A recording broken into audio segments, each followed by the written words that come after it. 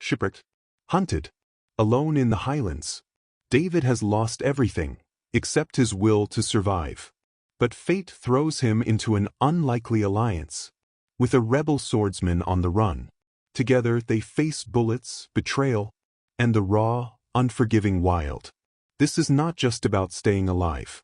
It's about finding who you really are. Chapter 11. The captain knuckles under. Alan and I sat down to breakfast about 6 of the clock. The floor was covered with broken glass and in a horrid mess of blood, which took away my hunger. In all other ways we were in a situation not only agreeable but merry, having ousted the officers from their own cabin, and having at command all the drink in the ship, both wine and spirits, and all the dainty part of what was eatable, such as the pickles and the fine sort of bread. This, of itself, was enough to set us in good humor, but the richest part of it was this, that the 2 thirstiest men that ever came out of Scotland, Mr. Schwan being dead, were now shut in the forepart of the ship and condemned to what they hated most, cold water. And depend upon it, Alan said, we shall hear more of them ere long. Ye may keep a man from the fighting, but never from his bottle. We made good company for each other. Alan, indeed, expressed himself most lovingly, and taking a knife from the table, cut me off one of the silver buttons from his coat. Alan cut me off one of the silver buttons from his coat. I had them, says he, from my father, Duncan Stewart, and now give ye one of them to be a keepsake for last night's work. And wherever ye go and show that button, the friends of Alan Breck will come around you. He said this as if he had been Charlemagne and commanded armies, and indeed, much as I admired his courage, I was always in danger of smiling at his vanity. In danger, I say, for had I not kept my countenance, I would be afraid to think what a quarrel might have followed. As soon as we were through with our meal, he rummaged in the captain's locker till he found a clothes-brush, and then taking off his coat, began to visit his suit and brush away the stains, with such care and labor as I suppose to have been only usual with women. To be sure, he had no other, and besides, as he said, it belonged to a king and so behoved to be royally looked after. For all that, when I saw what care he took to pluck out the threads where the button had been cut away, I put a higher value on his gift. He was still so engaged when we were hailed by Mr. Rioch from the deck, asking for a parley, and I, climbing through the skylight and sitting on the edge of it, pistol in hand and with a bold front, though inwardly in fear of broken glass, hailed him back again and bade him speak out. He came to the edge of the roundhouse and stood on a coil of rope, so that his chin was on a level with the roof, and we looked at each other a while in silence. Mr. Rioch, as I do not think he had been very forward in the battle, so he had got off with nothing worse than a blow upon the cheek, but he looked out of heart and very weary, having been all night afoot, either standing watch or doctoring the wounded. "This is a bad job," said he at last, shaking his head. "It was none of our choosing," said I. "The captain," says he, "would like to speak with your friend." "They might speak at the window." "And how do we know what treachery he means?" cried I. "He means none, David," returned Mr. Rioch, "and if he did, I'll tell ye the honest truth, we couldn't get the men to follow." "Is that so?" said I. "I'll tell ye more than that," said he. "It's not only the men, it's me. I'm fritcheened, Davy." And he smiled across at me. "No," he continued, "what we want is to be shut of him." Thereupon I consulted with Alan, and the parley was agreed to and parole given upon either side, but this was not the whole of Mr. Rioch's business, and he now begged me for a dram with such instancy and such reminders of his former kindness, that at last I handed him a pannikin with about a gill of brandy. He drank a part, and then carried the rest down upon the deck, to share it, I suppose, with his superior. A little after, the captain came, as was agreed, to one of the windows, and stood there in the rain, with his arm in a sling, and looking stern and pale, and so old that my heart smote me for having fired upon him. Alan at once held a pistol in his face. "Put that thing up," said the captain. "Have I not passed my word, sir? Or do ye seek to affront me?" "Captain," says Alan, "I doubt your word is a-breakable. Last night ye haggled and argle-bargled like an apple-wife, and then passed me your word, and gave me your hand to back it, and ye ken very well what was the upshot. Be damned to your word," says he. "Well, well, sir," said the captain, Ye'll get little good by swearing. And truly that was a fault of which the captain was quite free. But we have other things to speak, he continued bitterly. He made a sore hash of my brig. I haven't hands enough left to work her, and my first officer, whom I could ill spare, has got your sword throughout his vitals and passed without speech. There is nothing left me, sir, but to put back into the port of Glasgow after hands, and there, by your leave, ye will find them that are better able to talk to you. Aye, said Allen, and faith, I'll have a talk with them, missile. Unless there's naebody speaks English in that town, I have a bonny tale for them. 15 tarry sailors upon the one side, and a man and a halfling boy upon the other. Oh man, it's pitiful. Hosea's son flushed red. No, continued Allen, that'll no do. Ye'll just have to set me ashore as we agreed. Aye, said Hosea's son, but my first officer is dead, ye ken best how. There's none of the rest of us acquaint with this coast, sir, and it's one very dangerous to ships. I give ye your choice, says Allen. Set me on dry ground in Appin or Ardgour or in Morven or Eriseg or Mur, or, in brief, where ye please, within 30 miles of my own country, except in a country of the Campbells. That's a broad target. If ye miss that, ye must be as feckless at the sailoring as I have found ye at the fighting. Why, my poor country people in their bit cobles, 16, pass from island to island in all weathers, aye, and by night too, for the matter of that. 16. Coble, a small boat used in fishing. A coble's not a ship, sir, said the captain. It has nae draught of water. Well then, to Glasgow if ye list, says Allen. We'll have the laugh of ye at the least. My mind runs little upon laughing, said the captain. But all this will cost money, sir. Well, sir, says Allen, I am nae weathercock. 30 guineas, if ye land me on the seaside, and 60, if ye put me in the Linhey Loch. But see, sir, where we lie, we are but a few hours' sail from Ardnamurchan, said Hosea's son.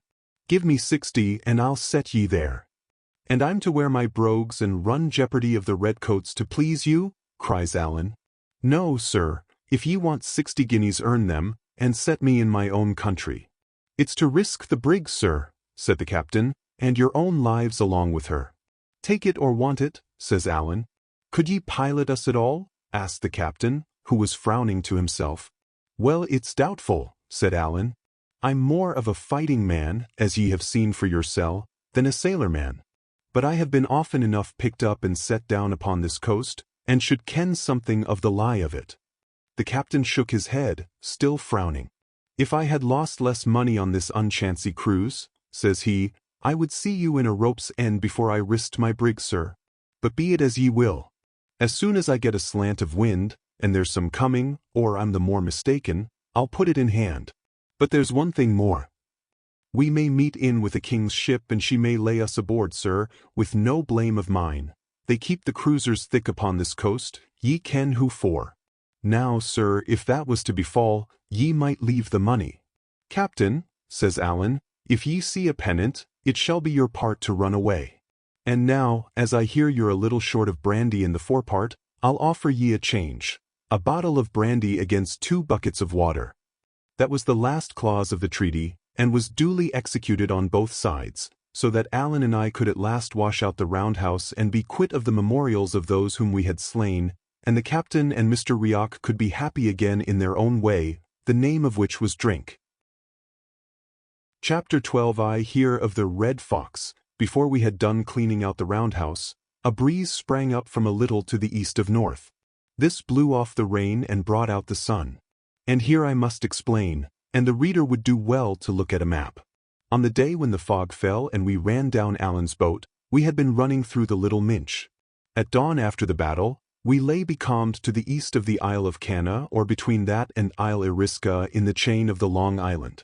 Now to get from there to the Linhey Loch, the straight course was through the narrows of the Sound of Mull.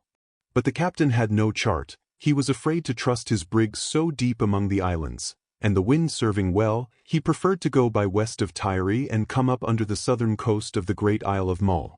All day the breeze held in the same point, and rather freshened than died down, and towards afternoon a swell began to set in from round the Outer Hebrides. Our course, to go round about the inner aisles, was to the west of south, so that at first we had this swell upon our beam, and were much rolled about.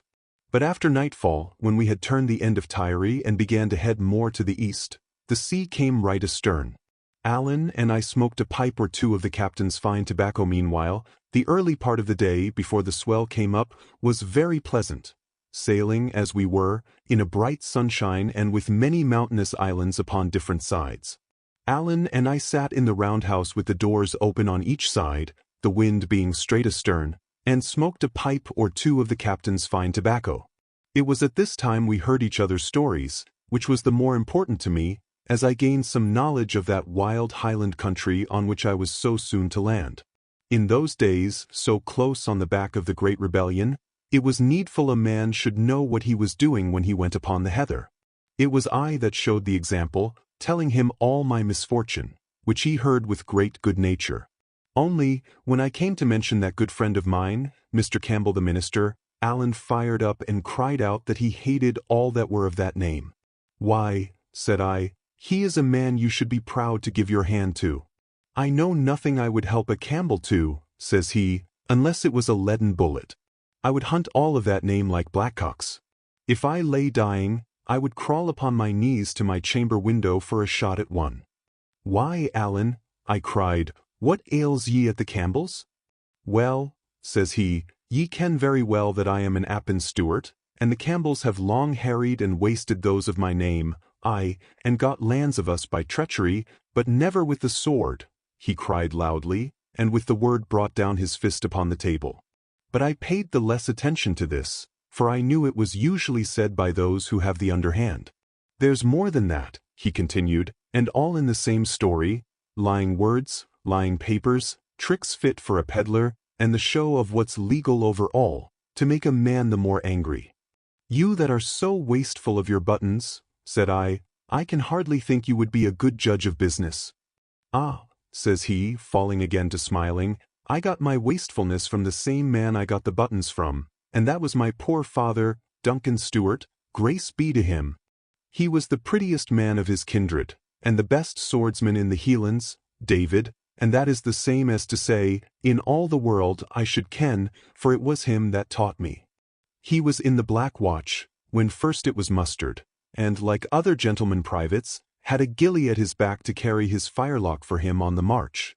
Well, the king, it appears, was wishful to see Hieland swordsmanship, and my father and 3 more were chosen out and sent to London town, to let him see it at the best. So they were had into the palace and showed the whole art of the sword for 2 hours at a stretch, before King George and Queen Caroline, and the butcher Cumberland, and many more of whom I have any mind. And when they were through, the king, for all he was a rank usurper, spoke them fair and gave each man 3 guineas in his hand. Now, as they were going out of the palace, they had a porter's lodge to go by, and it came in on my father, as he was perhaps the first private Hieland gentleman that had ever gone by that door, it was right he should give the poor porter a proper notion of their quality. So he gives the king's 3 guineas into the man's hand, as if it was his common custom. The 3 others that came behind him did the same, and there they were on the street, never a penny the better for their pains. Some say it was one that was the first to fee the king's porter, and some say it was another, but the truth of it is, that it was Duncan Stewart, as I am willing to prove with either sword or pistol. And that was the father that I had, God rest him. I think he was not the man to leave you rich, said I. And that's true, said Allen. He left me my breeks to cover me and little besides. And that was how I came to enlist, which was a black spot upon my character at the best of times, and would still be a sore job for me if I fell among the redcoats. What? Cried I, were you in the English army? That was I, said Allen. But I deserted to the right side at Preston Pans, and that's some comfort. I could scarcely share this view, holding desertion under arms for an unpardonable fault in honor. But for all I was so young, I was wiser than say my thought. Dear, dear, says I, the punishment is death. Aye, said he, if they got hands on me, it would be a short shrift and a lang tow for Allen. But I have the King of France's commission in my pocket, which would I be some protection. I misdoubt it much, said I. I have doubts, missile, said Alan drily. And good heaven, man, cried I, you that are a condemned rebel and a deserter and a man of the French kings, what tempts ye back into this country? It's a braving of Providence. Tut, says Alan, I have been back every year since '46. And what brings ye, man? Cried I. Well, ye see, I weary for my friends and country, said he. France is a braw place, nae doubt, but I weary for the heather and the deer. And then I have bit things that I attend to, whiles I pick up a few lads to serve the King of France, recruits, ye see, and that's I a little money. But the heart of the matter is the business of my chief, Ardshiel. I thought they called your chief Appin, said I. Aye, but Ardshiel is the captain of the clan, said he, which scarcely cleared my mind. Ye see, David, he that was all his life so great a man, and come of the blood and bearing the name of kings, is now brought down to live in a French town like a poor and private person. He that had 400 swords at his whistle, I have seen, with these eyes of mine, buying butter in the marketplace, and taking it home in a kale leaf. This is not only a pain but a disgrace to us of his family and clan.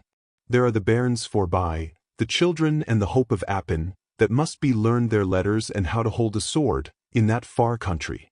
Now, the tenants of Appin have to pay a rent to King George, but their hearts are staunch, they are true to their chief, and what with love and a bit of pressure, and maybe a threat or two, the poor folk scrape up a second rent for Ardshiel. Well, David, I'm the hand that carries it. And he struck the belt about his body, so that the guineas rang. Do they pay both? Cried I. Aye, David, both, says he. What, 2 rents? I repeated. Aye, David, said he. I told a different tale to yon Captain Man, but this is the truth of it. And it's wonderful to me how little pressure is needed. But that's the handiwork of my good kinsman and my father's friend, James of the Glens. James Stewart, that is, Ardshiel's half-brother. He it is that gets the money in and does the management. This was the first time I heard the name of that James Stewart, who was afterwards so famous at the time of his hanging. But I took little heed at the moment, for all my mind was occupied with the generosity of these poor Highlanders. I call it noble, I cried. I'm a Whig or little better, but I call it noble. Aye, said he, you're a Whig, but you're a gentleman, and that's what does it. Now, if ye were one of the cursed race of Campbell, ye would gnash your teeth to hear tell of it. If ye were the Red Fox, and at that name his teeth shut together, and he ceased speaking. I have seen many a grim face, but never a grimmer than Alan's when he had named the Red Fox. And who is the Red Fox? I asked, daunted but still curious. Who is he? Cried Alan. Well, and I'll tell you that. When the men of the clans were broken at Culloden, and the good cause went down, and the horses rode over the fetlocks in the best blood of the north, Ardshiel had to flee like a poor deer upon the mountains, he and his lady and his bairns. A sair job we had of it before we got him shipped, and while he still lay in the heather, the English rogues, that couldn't come at his life, were striking at his rights. They stripped him of his powers, they stripped him of his lands, they plucked the weapons from the hands of his clansmen, that had borne arms for 30 centuries, aye, and the very clothes off their backs, so that it's now a sin to wear a tartan plaid, and a man may be cast into a jail if he has but a kilt about his legs. One thing they couldn't kill. That was the love the clansmen bore their chief. These guineas are the proof of it. And now, in there steps a man, a Campbell red-headed Colin of Glenure. Is that him you call the Red Fox? Said I. Will ye bring me his brush? Cries Alan, fiercely. Aye, that's the man. In he steps, and gets papers from King George, to be so-called king's factor on the lands of Appin. And at first he sings small, and is hail-fellow-womit with Seamus, that's James of the Glens, my chieftain's agent. But by and by, that came to his ears that I have just told you, how the poor commons of Appin, the farmers and the crofters and the boomen, were wringing their very plaids to get a second rent, and send it overseas for Ardshiel and his poor bairns. What was it ye called it when I told ye? I called it noble, Alan, said I. And you little better than a common Whig, cries Alan. But when it came to Colin Roy, the black Campbell blood in him ran wild. He sat gnashing his teeth at the wine table. What? Should a Stewart get a bite of bread, and him not be able to prevent it? Red Fox, if ever I hold you at a gun's end, the Lord have pity upon ye." Alan stopped to swallow down his anger. "Well, David, what does he do? He declares all the farms to let. And thinks he, in his black heart, I'll soon get other tenants that'll overbid these Stewarts and McColls and Macrobs, for these are all names in my clan, David, and then, thinks he, Ardshiel will have to hold his bonnet on a French roadside." "Well," said I, "what followed?" Alan laid down his pipe, which he had long since suffered to go out, and set his 2 hands upon his knees. "Aye," said he, "ye'll never guess that. For these same Stewarts and McColls and Macrobs that had 2 rents to pay, one to King George by stark force, and one to Ardshiel by natural kindness, offered him a better price than any Campbell in all broad Scotland, and far he sent seeking them, as far as to the sides of Clyde and the cross of Edinburgh, seeking and fleeching, and begging them to come, where there was a Stewart to be starved and a red-headed hound of a Campbell to be pleasured." "Well, Alan," said I, "that is a strange story, and a fine one too. And Whig as I may be, I am glad the man was beaten." "Him beaten?" echoed Alan. "It's little ye ken of Campbells, and less of the Red Fox. Him beaten? No, nor will be till his blood's on the hillside. But if the day comes, David man, that I can find time and leisure for a bit of hunting, there grows not enough heather in all Scotland to hide him from my vengeance." "Man, Alan," said I, "ye are neither very wise nor very Christian to blow off so many words of anger. They will do the man ye call the fox no harm, and yourself no good. Tell me your tale plainly out. What did he next?" "And that's a good observe, David," said Alan. "Troth and indeed, they will do him no harm, the more's the pity. And barring that about Christianity, of which my opinion is quite otherwise, or I would be nae Christian, I am much of your mind."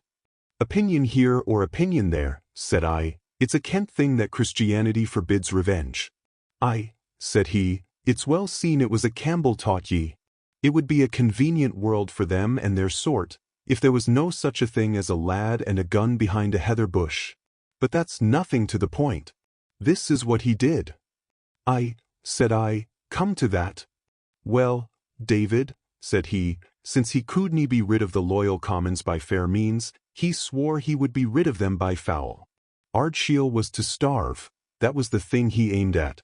And since them that fed him in his exile wouldn't be bought out, right or wrong, he would drive them out. Therefore he sent for lawyers and papers and redcoats to stand at his back. And the kindly folk of that country must all pack and tramp, every father's son out of his father's house, and out of the place where he was bred and fed, and played when he was a callant. And who are to succeed them? Bare-legged beggars. King George is to whistle for his rents, he maun dow with less, he can spread his butter thinner, what cares Red Colin? If he can hurt Ardshiel, he has his wish, if he can pluck the meat from my chieftain's table, and the bit toys out of his children's hands, he will gang hame singing to Glenure." "Let me have a word," said I. "Be sure, if they take less rents, be sure government has a finger in the pie. It's not this Campbell's fault, man, it's his orders. And if ye killed this Colin tomorrow, what better would ye be? There would be another factor in his shoes, as fast as spur can drive." "You're a good lad in a fight," said Alan, "but, man, ye have Whig blood in ye."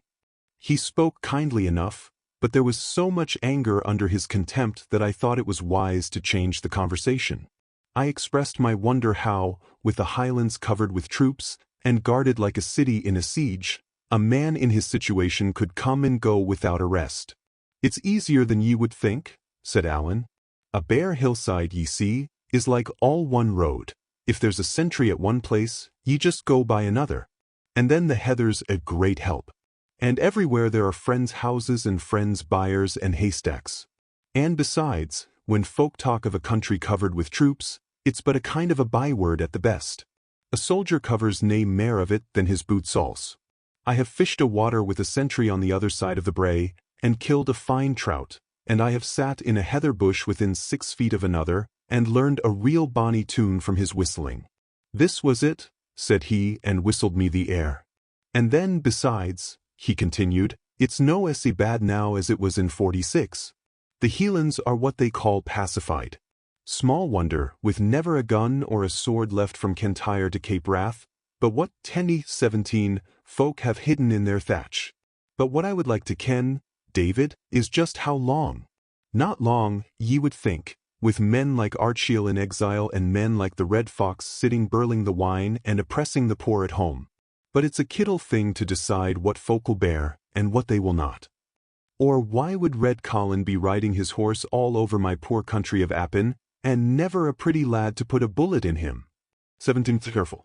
And with this Alan fell into a muse, and for a long time sate very sad and silent. I will add the rest of what I have to say about my friend, that he was skilled in all kinds of music, but principally pipe music, was a well-considered poet in his own tongue, had read several books both in French and English, was a dead shot, a good angler, and an excellent fencer with the small sword as well as with his own particular weapon. For his faults, they were on his face, and I now knew them all. But the worst of them, his childish propensity to take offense and to pick quarrels, he greatly laid aside in my case, out of regard for the battle of the Round House. But whether it was because I had done well myself, or because I had been a witness of his own much greater prowess, is more than I can tell. For though he had a great taste for courage in other men, yet he admired it most in Alan Breck.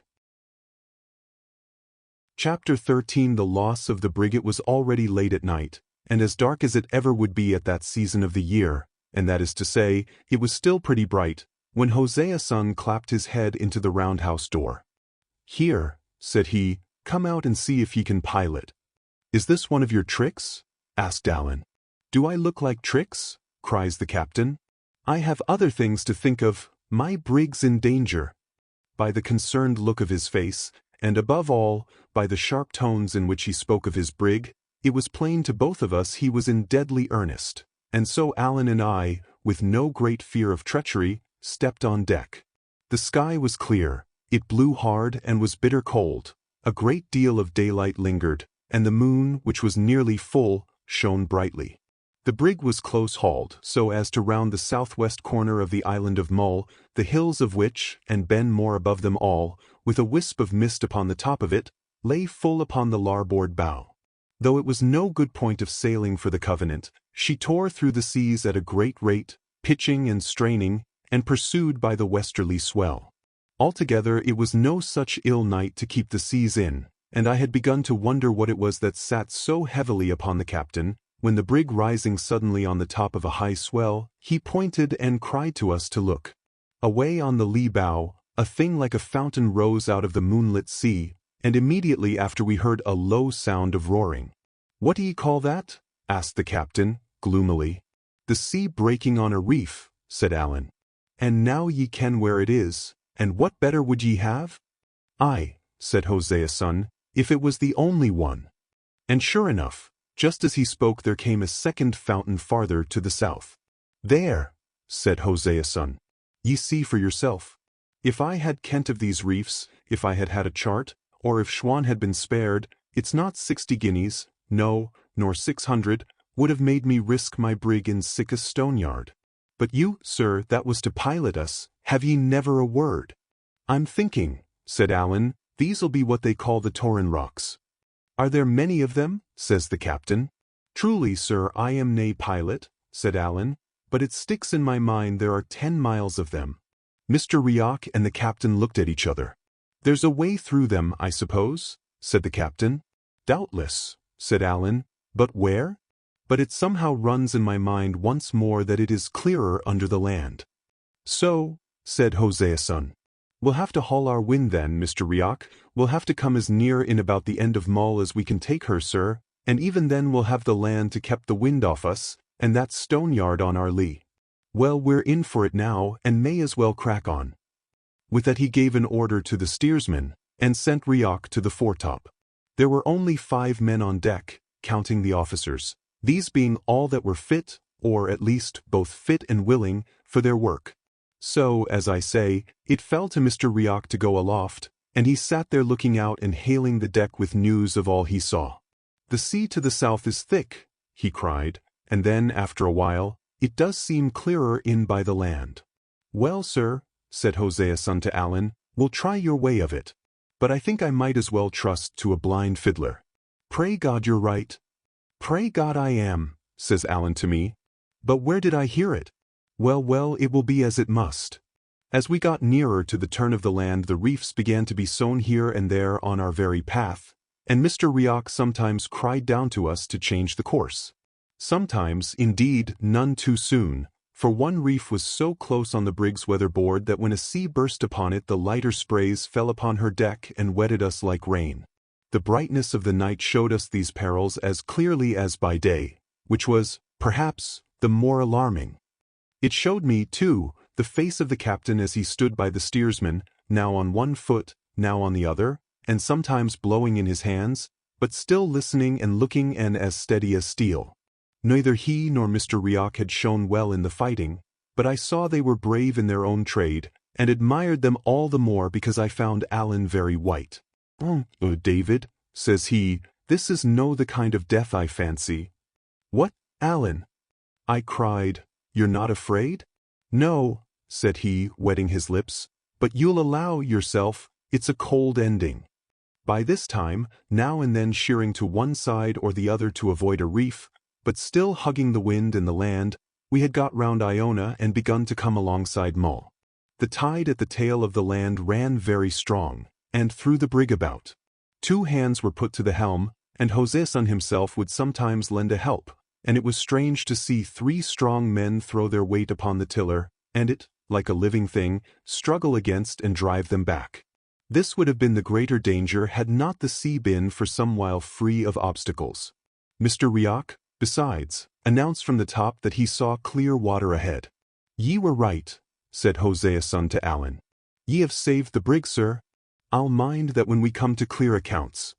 And I believe he not only meant what he said, but would have done it, so high a place did the covenant hold in his affections. But this is matter only for conjecture, things having gone otherwise than he forecast. Keep her away a point, sings out Mr. Riok. Reef to windward. And just at the same time the tide caught the brig, and threw the wind out of her sails. She came round into the wind like a top, and the next moment struck the reef with such a dunch as threw us all flat upon the deck, and came near to shake Mr. Riok from his place upon the mast. I was on my feet in a minute. The reef on which we had struck was close in under the southwest end of Mull, off a little isle they call Earraid, which lay low and black upon the larboard. Sometimes the swell broke clean over us. Sometimes it only ground the poor brig upon the reef, so that we could hear her beat herself to pieces, and what with the great noise of the sails, and the singing of the wind, and the flying of the spray in the moonlight, and the sense of danger, I think my head must have been partly turned, for I could scarcely understand the things I saw. Presently I observed Mr. Riok and the seamen busy round the skiff, and, still in the same blank, ran over to assist them, and as soon as I set my hand to work, my mind came clear again. It was no very easy task, for the skiff lay amidships and was full of hamper, and the breaking of the heavier seas continually forced us to give over and hold on, but we all wrought like horses while we could. Meanwhile such of the wounded as could move came clambering out of the forescuttle and began to help, while the rest that lay helpless in their bunks harrowed me with screaming and begging to be saved. The captain took no part. It seemed he was struck stupid. He stood holding by the shrouds, talking to himself and groaning out aloud whenever the ship hammered on the rock. His brig was like wife and child to him. He had looked on, day by day, at the mishandling of poor Ransom, but when it came to the brig, he seemed to suffer along with her. All the time of our working at the boat, I remember only one other thing, that I asked Alan, looking across at the shore, what country it was, and he answered, it was the worst possible for him, for it was a land of the Campbells. We had one of the wounded men told off to keep a watch upon the seas and cry us warning. Well, we had the boat about ready to be launched, when this man sang out pretty shrill, "For God's sake, hold on." We knew by his tone that it was something more than ordinary, and sure enough, there followed a sea so huge that it lifted the brig right up and canted her over on her beam. Whether the cry came too late or my hold was too weak, I know not, but at the sudden tilting of the ship I was cast clean over the bulwarks into the sea. I went down and drank my fill and then came up and got a blink of the moon and then down again. They say a man sinks a 3rd time for good. I cannot be made like other folk, then, for I would not like to write how often I went down, or how often I came up again. All the while, I was being hurled along, and beaten upon and choked, and then swallowed whole, and the thing was so distracting to my wits that I was neither sorry nor afraid. Presently I found I was holding to a spar, which helped me somewhat. And then all of a sudden I was in quiet water, and began to come to myself. It was the spare yard I had got hold of, and I was amazed to see how far I had traveled from the brig. I hailed her, indeed, but it was plain she was already out of cry. She was still holding together, but whether or not they had yet launched the boat, I was too far off and too low down to see.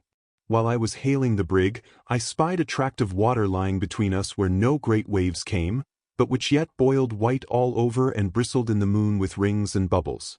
Sometimes the whole tract swung to one side, like the tail of a live serpent. Sometimes, for a glimpse, it would all disappear and then boil up again. What it was I had no guess, which for the time increased my fear of it, but I now know it must have been the roost or tide race, which had carried me away so fast and tumbled me about so cruelly, and at last, as if tired of that play, had flung out me and the spare yard upon its landward margin. I now lay quite becalmed, and began to feel that a man can die of cold as well as of drowning. The shores of Earraid were close in. I could see in the moonlight the dots of heather and the sparkling of the mica in the rocks. Well, thought I to myself, if I cannot get as far as that, it's strange. When I kicked out with both feet, I soon began to find that I was moving. I had no skill of swimming, Essen water being small in our neighborhood, but when I laid hold upon the yard with both arms, and kicked out with both feet, I soon begun to find that I was moving.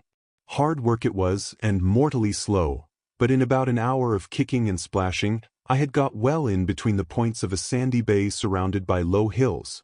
The sea was here quite quiet, there was no sound of any surf, the moon shone clear, and I thought in my heart I had never seen a place so desert and desolate. But it was dry land, and when at last it grew so shallow that I could leave the yard and wade ashore upon my feet, I cannot tell if I was more tired or more grateful. Both, at least. I was tired as I never was before that night, and grateful to God as I trust one have been often, though never with more cause. Chapter 14. The islet. With my stepping ashore I began the most unhappy part of my adventures. It was 12:30 in the morning, and though the wind was broken by the land, it was a cold night. I dared not sit down, for I thought I should have frozen, but took off my shoes and walked to and fro upon the sand, barefoot, and beating my breast with infinite weariness. There was no sound of man or cattle, not a cock crew, though it was about the hour of their first waking. Only the surf broke outside in the distance, which put me in mind of my perils and those of my friend. To walk by the sea at that hour of the morning, and in a place so desert-like and lonesome, struck me with a kind of fear. As soon as the day began to break I put on my shoes and climbed a hill, the ruggedest scramble I ever undertook, falling the whole way between big blocks of granite, or leaping from one to another. When I got to the top the dawn was come. There was no sign of the brig, which must have lifted from the reef and sunk. The boat, too, was nowhere to be seen. There was never a sail upon the ocean, and in what I could see of the land was neither house nor man. I was afraid to think what had befallen my shipmates, and afraid to look longer at so empty a scene. What with my wet clothes and weariness, and my belly that now began to ache with hunger, I had enough to trouble me without that. So I set off eastward along the south coast, hoping to find a house where I might warm myself, and perhaps get news of those I had lost. And at the worst, I considered the sun would soon rise and dry my clothes. After a little, my way was stopped by a creek or inlet of the sea, which seemed to run pretty deep into the land, and as I had no means to get across, I must needs change my direction to go about the end of it. It was still the roughest kind of walking. Indeed, the whole not only of Earraid, but of the neighboring part of Mull, which they call the Ross, is nothing but a jumble of granite rocks with heather in among. At first the creek kept narrowing as I had looked to see, but presently to my surprise it began to widen out again. At this I scratched my head, but had still no notion of the truth, until at last I came to a rising ground, and it burst upon me all in a moment that I was cast upon a little barren isle, and cut off on every side by the salt seas. Instead of the sun rising to dry me, it came on to rain, with a thick mist, so that my case was lamentable. I stood in the rain and shivered, and wondered what to do, till it occurred to me that perhaps the creek was fordable. Back I went to the narrowest point and waded in. But not 3 yards from shore, I plumped in head over ears, and if ever I was heard of more, it was rather by God's grace than my own prudence. I was no wetter, for that could hardly be, but I was all the colder for this mishap, and having lost another hope was the more unhappy. And now, all at once, the yard came in my head. What had carried me through the roost would surely serve me to cross this little quiet creek in safety. With that I set off, undaunted, across the top of the isle, to fetch and carry it back. It was a weary tramp in all ways, and if hope had not buoyed me up, I must have cast myself down and given up. Whether with the sea salt, or because I was growing fevered, I was distressed with thirst, and had to stop, as I went, and drink the peaty water out of the hags. I came to the bay at last, more dead than alive, and at the first glance, I thought the yard was something farther out than when I left it. And I went for the 3rd time into the sea. The sand was smooth and firm, and shelved gradually down, so that I could wade out till the water was almost to my neck and the little waves splashed into my face. But at that depth my feet began to leave me, and I durst venture in no farther. As for the yard, I saw it bobbing very quietly some 20 feet beyond. I had borne up well until this last disappointment, but at that I came ashore, and flung myself down upon the sands and wept. The time I spent upon the island is still so horrible a thought to me, that I must pass it lightly over. In all the books I have read of people cast away, they had either their pockets full of tools, or a chest of things would be thrown upon the beach along with them, as if on purpose. My case was very different. I had nothing in my pockets but money and Allen's silver button, and being inland bred, I was as much short of knowledge as of means. I knew indeed that shellfish were counted good to eat, and among the rocks of the isle I found a great plenty of limpets, which at first I could scarcely strike from their places, not knowing quickness to be needful. There were, besides, some of the little shells that we call buckies. I think periwinkle is the English name. Of these too I made my whole diet, devouring them cold and raw as I found them, and so hungry was I, that at first they seemed to me delicious. Perhaps they were out of season, or perhaps there was something wrong in the sea about my island. But at least I had no sooner eaten my first meal than I was seized with giddiness and retching, and lay for a long time no better than dead. A second trial of the same food, indeed I had no other, did better with me and revived my strength. But as long as I was on the island, I never knew what to expect when I had eaten. Sometimes all was well, and sometimes I was thrown into a miserable sickness, nor could I ever distinguish what particular fish it was that hurt me. All day it streamed rain. The island ran like a sop, there was no dry spot to be found, and when I lay down that night, between 2 boulders that made a kind of roof, my feet were in a bog. The second day I crossed the island to all sides. There was no one part of it better than another. It was all desolate and rocky, nothing living on it but game birds which I lacked the means to kill, and the gulls which haunted the outlying rocks in a prodigious number. But the creek, or strait, that cut off the isle from the mainland of the Ross, opened out on the north into a bay, and the bay again opened into the Sound of Iona, and it was the neighborhood of this place that I chose to be my home, though if I had thought upon the very name of home in such a spot, I must have burst out weeping. I had good reasons for my choice. There was in this part of the isle a little hut of a house like a pig's hut, where fishers used to sleep when they came there upon their business, but the turf roof of it had fallen entirely in, so that the hut was of no use to me, and gave me less shelter than my rocks. What was more important, the shellfish on which I lived grew there in great plenty. When the tide was out I could gather a peck at a time, and this was doubtless a convenience. But the other reason went deeper. I had become in no way used to the horrid solitude of the isle, but still looked round me on all sides, like a man that was hunted, between fear and hope that I might see some human creature coming. Now, from a little up the hillside over the bay, I could catch a sight of the great, ancient church and the roofs of the people's houses in Iona. And on the other hand, over the low country of the Ross, I saw smoke go up, morning and evening, as if from a homestead in a hollow of the land. I used to watch this smoke, when I was wet and cold, and had my head half turned with loneliness, and think of the fireside and the company, till my heart burned. It was the same with the roofs of Iona.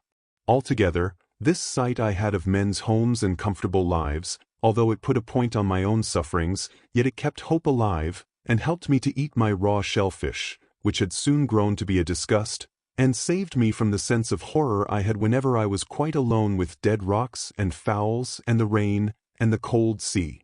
I say it kept hope alive, and indeed it seemed impossible that I should be left to die on the shores of my own country, and within view of a church tower and the smoke of men's houses. But the second day passed, and though as long as the light lasted I kept a bright lookout for boats on the Sound or men passing on the Ross, no help came near me. It still rained, and I turned in to sleep as wet as ever, and with a cruel sore throat, but a little comforted, perhaps, by having said good night to my next neighbors, the people of Iona. Charles II declared a man could stay outdoors more days in the year in the climate of England than in any other. This was very like a king, with a palace at his back and changes of dry clothes. But he must have had better luck on his flight from Worcester than I had on that miserable isle. It was the height of the summer, yet it rained for more than 24 hours, and did not clear until the afternoon of the third day. This was the day of incidents.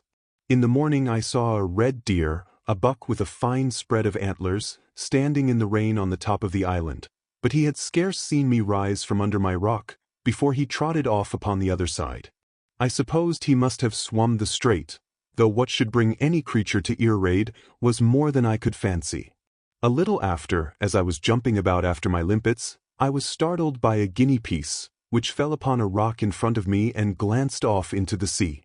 When the sailors gave me my money again, they kept back not only about a third of the whole sum, but my father's leather purse, so that from that day out, I carried my gold loose in a pocket with a button. I now saw there must be a hole, and clapped my hand to the place in a great hurry. But this was to lock the stable door after the steed was stolen. I had left the shore at Queensferry with near on £50. Now I found no more than 2 guinea pieces and a silver shilling. It is true I picked up a third guinea a little after, where it lay shining on a piece of turf.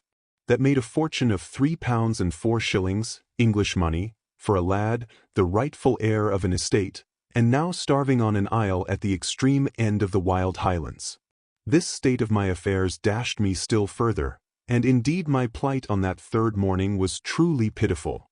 My clothes were beginning to rot. My stockings in particular were quite worn through, so that my shanks went naked. My hands had grown quite soft with the continual soaking, my throat was very sore, my strength had much abated, and my heart so turned against the horrid stuff I was condemned to eat, that the very sight of it came near to sicken me. And yet the worst was not yet come. There is a pretty high rock on the northwest of Earaid, which, because it had a flat top and overlooked the Sound, I was much in the habit of frequenting.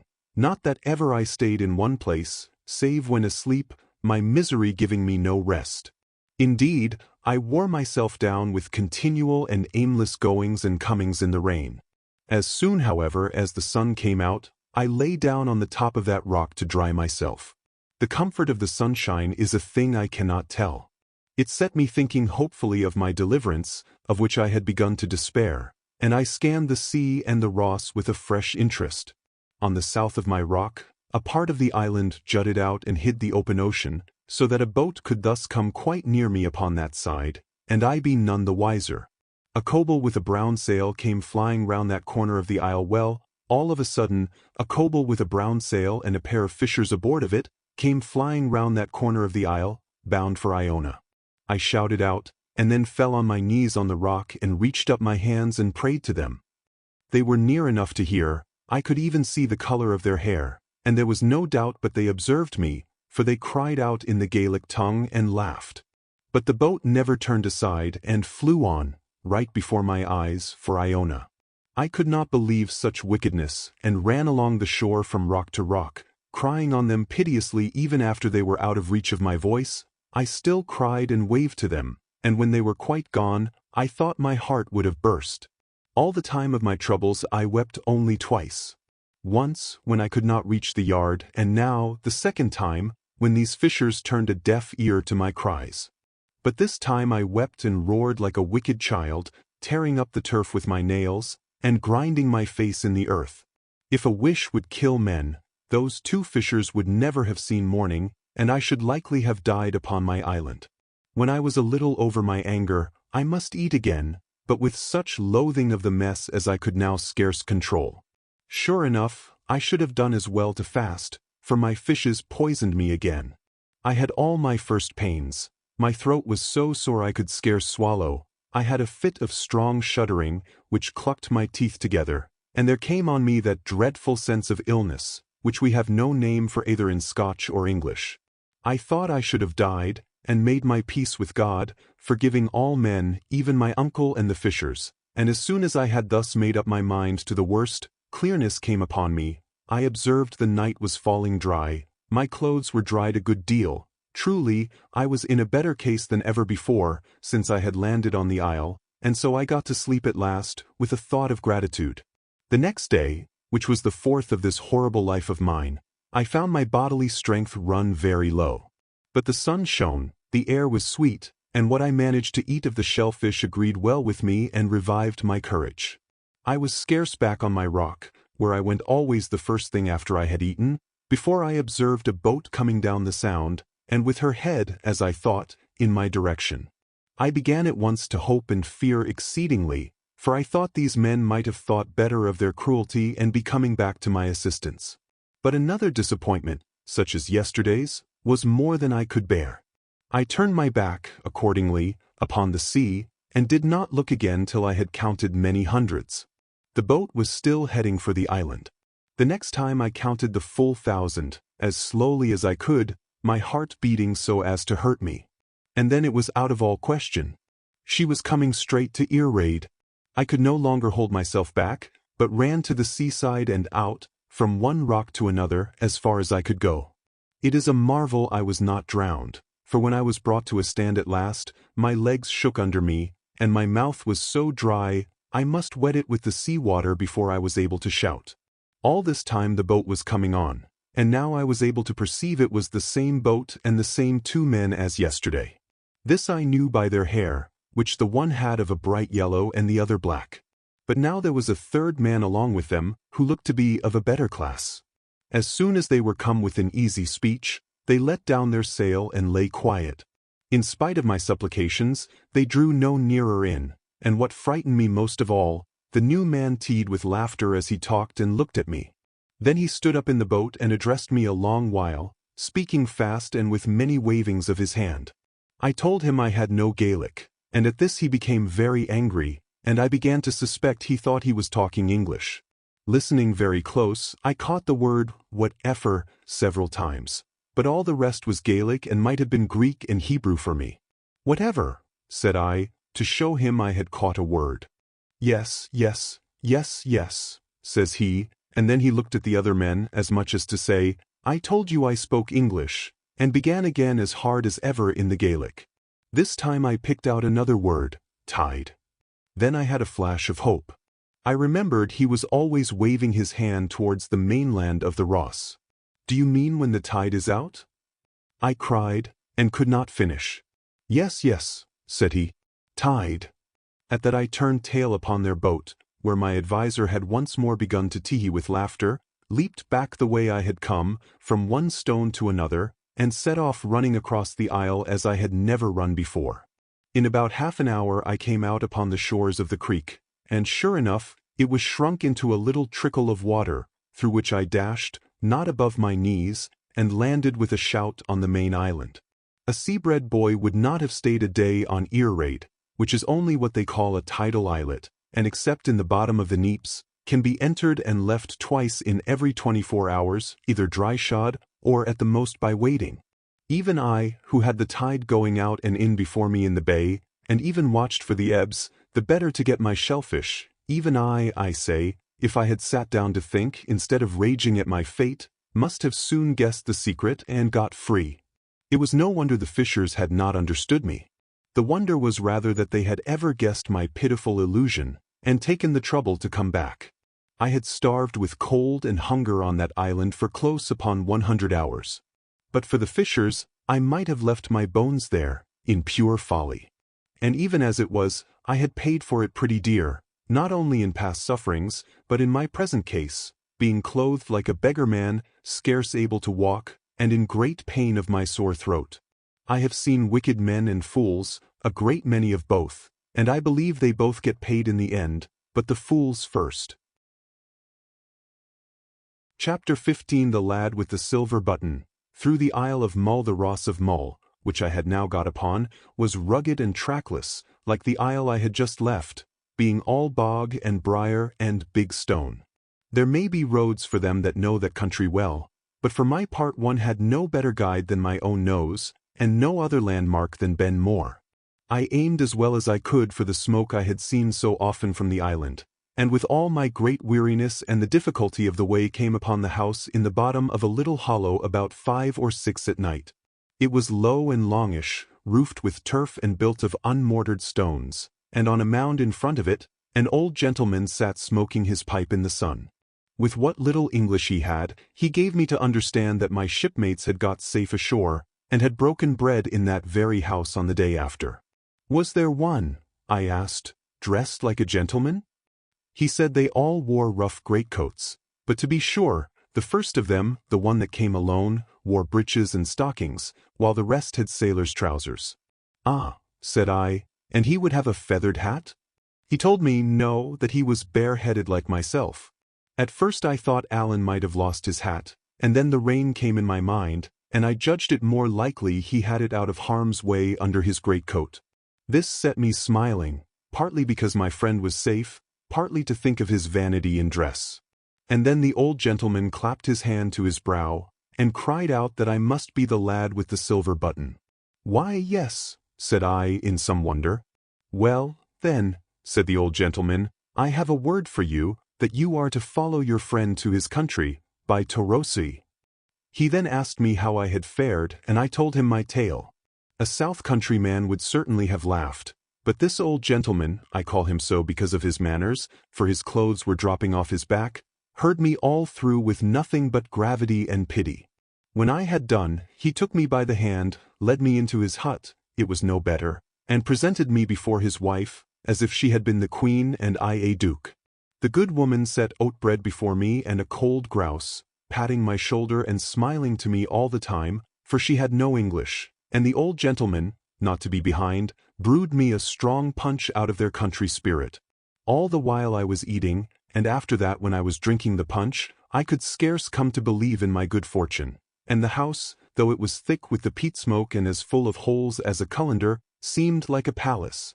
The punch threw me in a strong sweat and a deep slumber. The good people let me lie, and it was near noon of the next day before I took the road, my throat already easier and my spirits quite restored by good fare and good news. The old gentleman, although I pressed him hard, would take no money, and gave me an old bonnet for my head, though I am free to own I was no sooner out of view of the house than I very jealously washed this gift of his in a wayside fountain. Thought I to myself, if these are the wild Highlanders, I could wish my own folk wilder. I not only started late, but I must have wandered nearly half the time. True, I met plenty of people, grubbing in little miserable fields that would not keep a cat, or herding little kine about the bigness of asses. The Highland dress being forbidden by law since the rebellion, and the people condemned to the lowland habit, which they much disliked, it was strange to see the variety of their array. Some went bare, only for a hanging cloak or greatcoat, and carried their trousers on their backs like a useless burthen. Some had made an imitation of the tartan with little party-colored stripes patched together like an old wife's quilt. Others, again, still wore the Highland filabeg, but by putting a few stitches between the legs transformed it into a pair of trousers like a Dutchman's. All those makeshifts were condemned and punished, for the law was harshly applied, in hopes to break up the clan spirit. But in that out-of-the-way, sea-bound isle, there were few to make remarks and fewer to tell tales.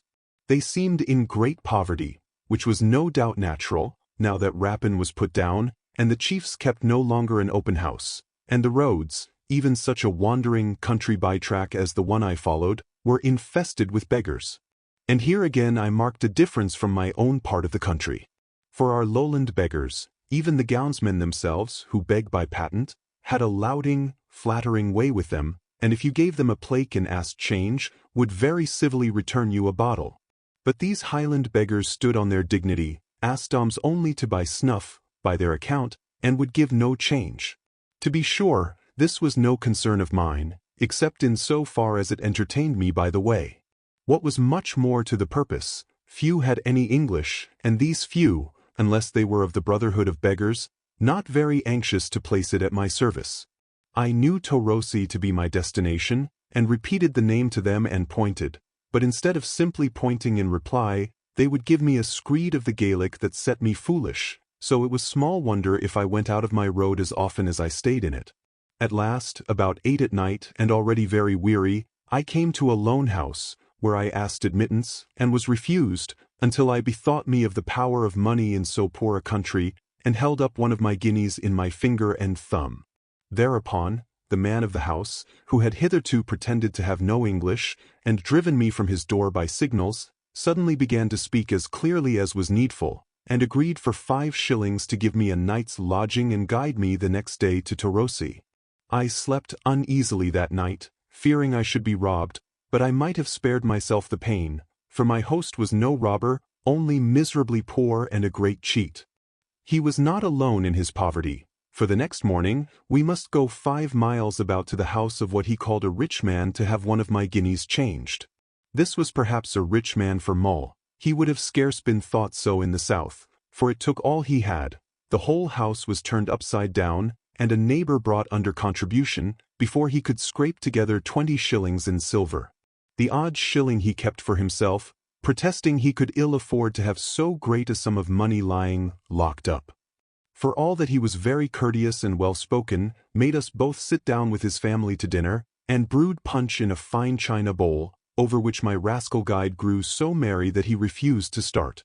I was for getting angry, and appealed to the rich man, Hector Maclean was his name, who had been a witness to our bargain and to my payment of the 5 shillings. But Maclean had taken his share of the punch, and vowed that no gentleman should leave his table after the bowl was brewed, so there was nothing for it but to sit and hear Jacobite toasts and Gaelic songs, till all were tipsy and staggered off to the bed or the barn for their night's rest.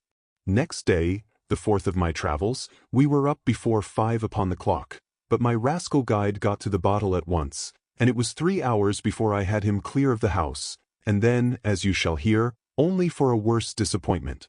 As long as we went down a heathery valley that lay before Mr.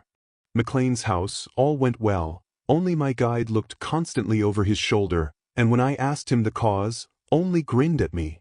No sooner, however, had we crossed the back of a hill and got out of sight of the house windows, than he told me Torosi lay right in front, and that a hilltop, which he pointed out, was my best landmark. "I care very little for that," said I, "since you are going with me." The impudent cheat answered me in the Gaelic that he had no English. "My fine fellow," I said, "I know very well your English comes and goes. Tell me what will bring it back? Is it more money you wish?" "5 shillings mair," said he, "and Hersel will bring ye there." I reflected a while and then offered him 2, which he accepted greedily, and insisted on having in his hands at once, for luck, as he said, but I think it was rather for my misfortune. The 2 shillings carried him not quite as many miles, at the end of which distance he sat down upon the wayside and took off his brogues from his feet, like a man about to rest. I was now red-hot. "Ha," said I, "have you no more English?" He said impudently, "No." At that I boiled over, and lifted my hand to strike him, and he, drawing a knife from his rags, squatted back and grinned at me like a wildcat. At that, forgetting everything but my anger, I ran in upon him, put aside his knife with my left, and struck him in the mouth with the right. I was a strong lad and very angry, and he but a little man, and he went down before me heavily. By good luck, his knife flew out of his hand as he fell. I picked up both that and his brogues, wished him a good morning, and set off upon my way, leaving him barefoot and disarmed. I chuckled to myself as I went, being sure I was done with that rogue, for a variety of reasons. First, he knew he could have no more of my money. Next, the brogues were worth in that country only a few pence. And lastly, the knife, which was really a dagger, it was against the law for him to carry. In about half an hour of walk, I overtook a great, ragged man, moving pretty fast but feeling before him with a staff. He was quite blind, and told me he was a catechist, which should have put me at my ease. But his face went against me. It seemed dark and dangerous and secret, and presently, as we began to go on alongside, I saw the steel butt of a pistol sticking from under the flap of his coat pocket. To carry such a thing meant a fine of 15 pounds sterling upon a first offense, and transportation to the colonies upon a second. Nor could I quite see why a religious teacher should go armed, or what a blind man could be doing with a pistol. I told him about my guide, for I was proud of what I had done, and my vanity for once got the heels of my prudence. At the mention of the 5 shillings, he cried out so loud that I made up my mind I should say nothing of the other 2, and was glad he could not see my blushes. Was it too much? I asked, a little faltering. Too much, cries he. Why, I will guide you to Torosi myself for a dram of brandy, and give you the great pleasure of my company, me that is a man of some learning, in the bargain. I said I did not see how a blind man could be a guide, but at that he laughed aloud, and said his stick was eyes enough for an eagle. In the Isle of Mull at least, says he, where I know every stone and heather bush by mark of head. See now, he said, striking right and left as if to make sure, down there a burn is running, and at the head of it there stands a bit of a small hill with a stone cocked upon the top of that, and it's hard at the foot of the hill that the way runs by to Torosi, and the way here, being for droves, is plainly trodden, and will show grassy through the heather. I had to own he was right in every feature, and told my wonder. Huh, says he, that's nothing. Would ye believe me now, that before the act came out, and when there were weapons in this country, I could shoot? Could I, cries he, and then with a leer, if ye had such a thing as a pistol here to try with, I would show ye how it's done. I told him I had nothing of the sort, and gave him a wider berth. If he had known, his pistol stuck at that time quite plainly out of his pocket, and I could see the sun twinkle on the steel of the butt. But by the better luck for me, he knew nothing, thought all was covered, and lied on in the dark. He then began to question me cunningly, where I came from, whether I was rich, whether I could change a 5-shilling piece for him, which he declared he had that moment in his sporran, and all the time he kept edging up to me and I avoiding him. We were now upon a sort of green cattle track which crossed the hills towards Torosi, and we kept changing sides upon that like dancers in a reel. I had so plainly the upper hand that my spirits rose, and indeed I took a pleasure in this game of blindman's buff. But the catechist grew angrier and angrier, and at last began to swear in Gaelic and to strike for my legs with his staff. The catechist began to swear and to strike for my legs with his staff. Then I told him that, sure enough, I had a pistol in my pocket as well as he, and if he did not strike across the hill due south I would even blow his brains out. He became at once very polite, and after trying to soften me for some time, but quite in vain, he cursed me once more in Gaelic and took himself off. I watched him striding along, through bog and briar, tapping with his stick, until he turned the end of a hill and disappeared in the next hollow. Then I struck on again for Torosi, much better pleased to be alone than to travel with that man of learning. This was an unlucky day, and these 2, of whom I had just rid myself, one after the other, were the 2 worst men I met with in the Highlands.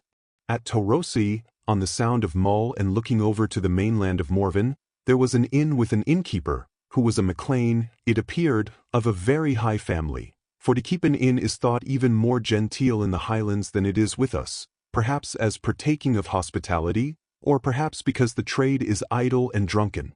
He spoke good English, and finding me to be something of a scholar, tried me first in French, where he easily beat me, and then in the Latin, in which I don't know which of us did best.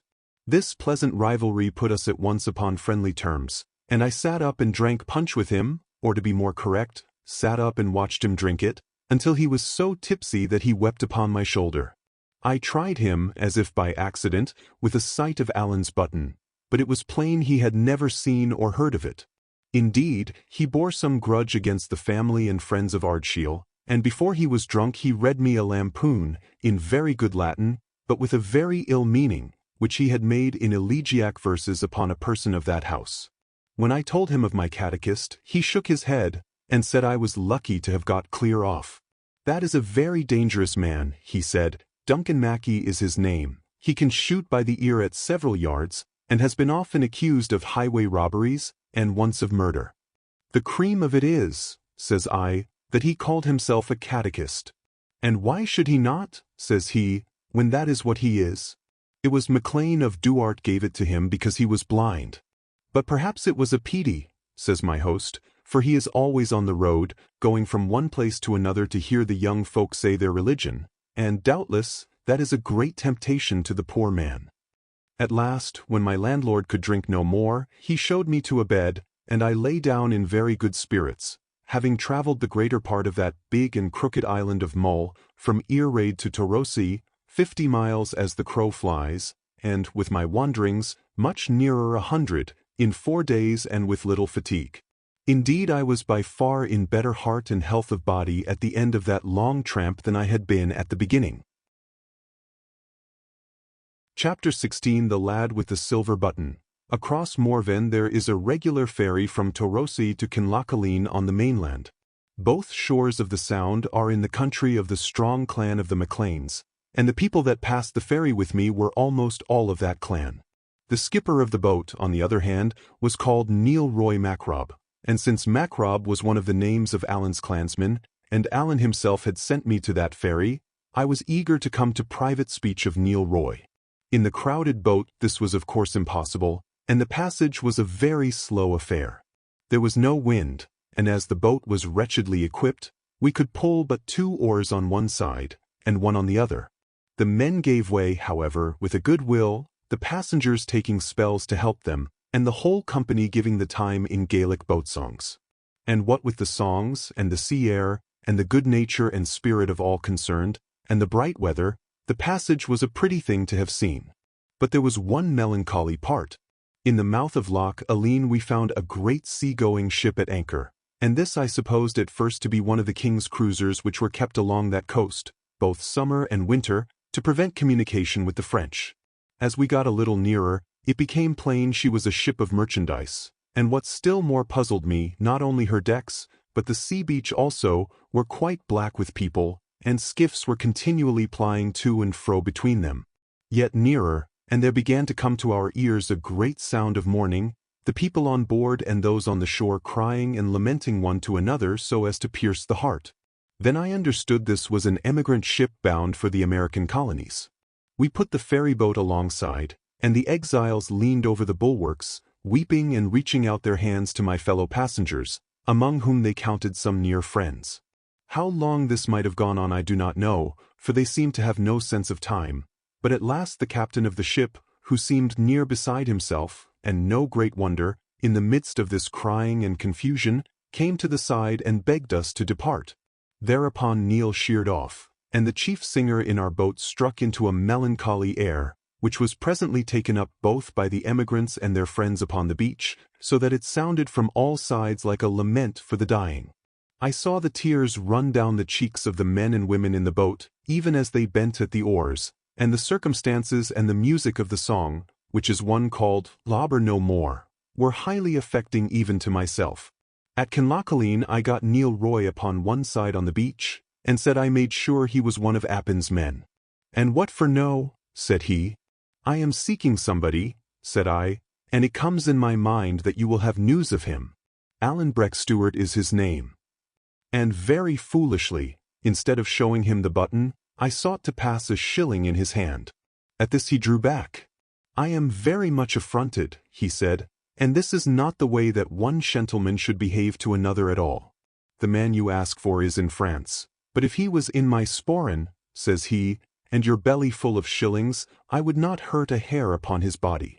I saw I had gone the wrong way to work, and without wasting time upon apologies, showed him the button lying in the hollow of my palm. A wheel, said Neil, and I think ye might have begun with that end of the stick, whatever. But if ye are the lad with the silver button, all is well, and I have the word to see that ye come safe. But if ye will pardon me to speak plainly, says he, there is a name that you should never take into your mouth, and that is the name of Alan Breck, and there is a thing that ye would never do, and that is to offer your dirty money to a Hieland gentleman. It was not very easy to apologize, for I could scarce tell him, what was the truth, that I had never dreamed he would set up to be a gentleman until he told me so. Neil on his part had no wish to prolong his dealings with me, only to fulfill his orders and be done with it, and he made haste to give me my route. This was to lie the night in Kinlochaline in the public inn, to cross Morven the next day to Ardgour, and lie the night in the house of one John of the Claymore, who was warned that I might come. The third day, to be set across one loch at Corin and another at Ballichalish, and then ask my way to the house of James of the Glens, at Auchern in Dur of Appin. There was a good deal of ferrying, as you hear, the sea in all this part running deep into the mountains and winding about their roots. It makes the country strong to hold and difficult to travel, but full of prodigious wild and dreadful prospects. I had some other advice from Neil, to speak with no one by the way, to avoid Whigs, Campbells, and the Red soldiers, to leave the road and lie in a bush if I saw any of the latter coming, for it was never chancy to meet in with them, and in brief, to conduct myself like a robber or a Jacobite agent, as perhaps Neil thought me. The inn at Kinlochaline was the most beggarly vile place that ever pigs were stayed in, full of smoke, vermin, and silent Highlanders. I was not only discontented with my lodging, but with myself for my mismanagement of Neil, and thought I could hardly be worse off. But very wrongly, as I was soon to see, for I had not been half an hour at the inn, standing in the door most of the time, to ease my eyes from the peat smoke, when a thunderstorm came close by. The springs broke in a little hill on which the inn stood, and one end of the house became a running water. Places of public entertainment were bad enough all over Scotland in those days, yet it was a wonder to myself, when I had to go from the fireside to the bed in which I slept, wading over the shoes. Early in my next day's journey I overtook a little, stout, solemn man, walking very slowly with his toes turned out, sometimes reading in a book and sometimes marking the place with his finger, and dressed decently and plainly in something of a clerical style. This I found to be another catechist, but of a different order from the blind man of Mull, being indeed one of those sent out by the Edinburgh Society for propagating Christian knowledge, to evangelize the more savage places of the Highlands. His name was Henderland. He spoke with the broad south country tongue, which I was beginning to weary for the sound of, and besides common countryship, we soon found we had a more particular bond of interest. For my good friend, the minister of Ascendian, had translated into the Gaelic in his by-time a number of hymns and pious books which Henderland used in his work and held in great esteem. Indeed, it was one of these he was carrying and reading when we met. We fell in company at once, our ways lying together as far as to Kingerloch. As we went, he stopped and spoke with all the wayfarers and workers that we met or passed, and though of course I could not tell what they discoursed about, yet I judged Mr. Henderland must be well liked in the countryside, for I observed many of them to bring out their mulls and share a pinch of snuff with him. I told him as far in my affairs as I judged wise, as far, that is, as they were none of Allen's, and gave Ballichalish as the place I was travelling to meet a friend, for I thought Auchern, or even Dur, would be too particular, and might put him on the scent. On his part, he told me much of his work and the people he worked among, the hiding priests and Jacobites, the disarming act, the dress, and many other curiosities of the time and place. He seemed moderate, blaming Parliament in several points, and especially because they had framed the act more severely against those who wore the dress than against those who carried weapons. This moderation put it in my mind to question him of the Red Fox and the Appin tenants. Questions which, I thought, would seem natural enough in the mouth of one traveling to that country. He said it was a bad business. "It's wonderful," said he, "where the tenants find the money, for their life is mere starvation. Ye don't carry such a thing as snuff, do ye, Mr. Balfour? Well, I'm better wanting it. But these tenants, as I was saying, are doubtless partly driven to it. James Stewart in Dur, that's him they call James of the Glens, is half-brother to Ardshiel, the captain of the clan, and he is a man much looked up to, and drives very hard.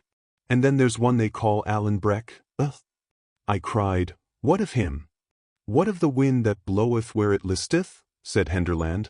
"He's here an hour, here today and gone tomorrow, a fair heathercat. He might be glowering at the two of us out of yon windbush, and I would ne wonder. Ye'll no carry such a thing as snuff, will ye?" I told him no, and that he had asked the same thing more than once. "It's highly possible," said he, sighing, "but it seems strange ye shouldn't carry it. However, as I was saying, this Alan Breck is a bold, desperate customer, and well kent to be James's right hand. his life is forfeit already. He would boggle at naething, and maybe if a tenant body was to hang back he would get a dirk in his wame. You make a poor story of it all, Mr. Henderland, said I. If it is all fear upon both sides, I care to hear no more of it. Nah, said Mr. Henderland, but there's love too and self-denial that should put the like of you and me to shame. There's something fine about it. No perhaps Christian, but humanly fine.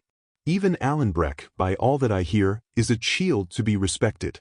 There's many a lying sneck-draw sits close in kirk in our own part of the country, and stands well in the world's eye, and maybe is a far worse man, Mr. Balfour, than yon misguided shedder of man's blood. Aye, we might take a lesson by them. Ye'll perhaps think I've been too long in the Hielands, he added, smiling to me. I told him not at all, that I had seen much to admire among the Highlanders, and if he came to that, Mr. Campbell himself was a Highlander. Aye, said he, that's true. It's a fine blood. And what is the king's agent about? I asked. Colin Campbell, says Henderland, putting his head in a bee's bike. He is to turn the tenants out by force, I hear, said I. Yes, says he, but the business has gone back and forth, as folks say. First, James of the Glens rode to Edinburgh, and got some lawyer, a Stewart, nae doubt. They all hing together like bats in a steeple, and had the proceedings stayed. And then Colin Campbell cam in again, and had the upper hand before the barons of Exchequer. And now they tell me the first of the tenants are to flit tomorrow. It's to begin at Dur under James's very windows, which doesn't seem wise by my humble way of it. Do you think they'll fight? I asked. Well, says Henderland, they're disarmed, or supposed to be, for there's still a good deal of cold iron lying by in quiet places. And then Colin Campbell has the sogers coming. But for all that, if I was his lady wife, I wouldn't be well pleased till I got him home again.